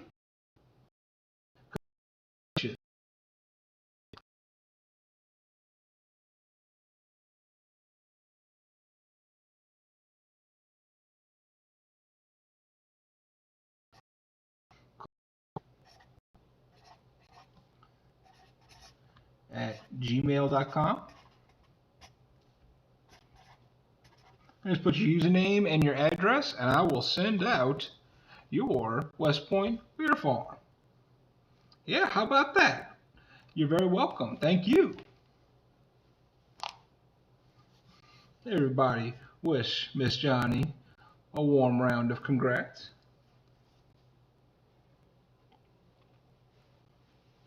Thank you, DJ, for putting that more legible email in the chat. Oh, you don't have this one? Well, guess what? You do now. My pleasure. Everybody, get ahead to wrap the stream. Thank you all so much for hanging out with me. I know there's bigger and better channels out there, so I really appreciate that y'all are taking the time to hang out with my small and humble channel.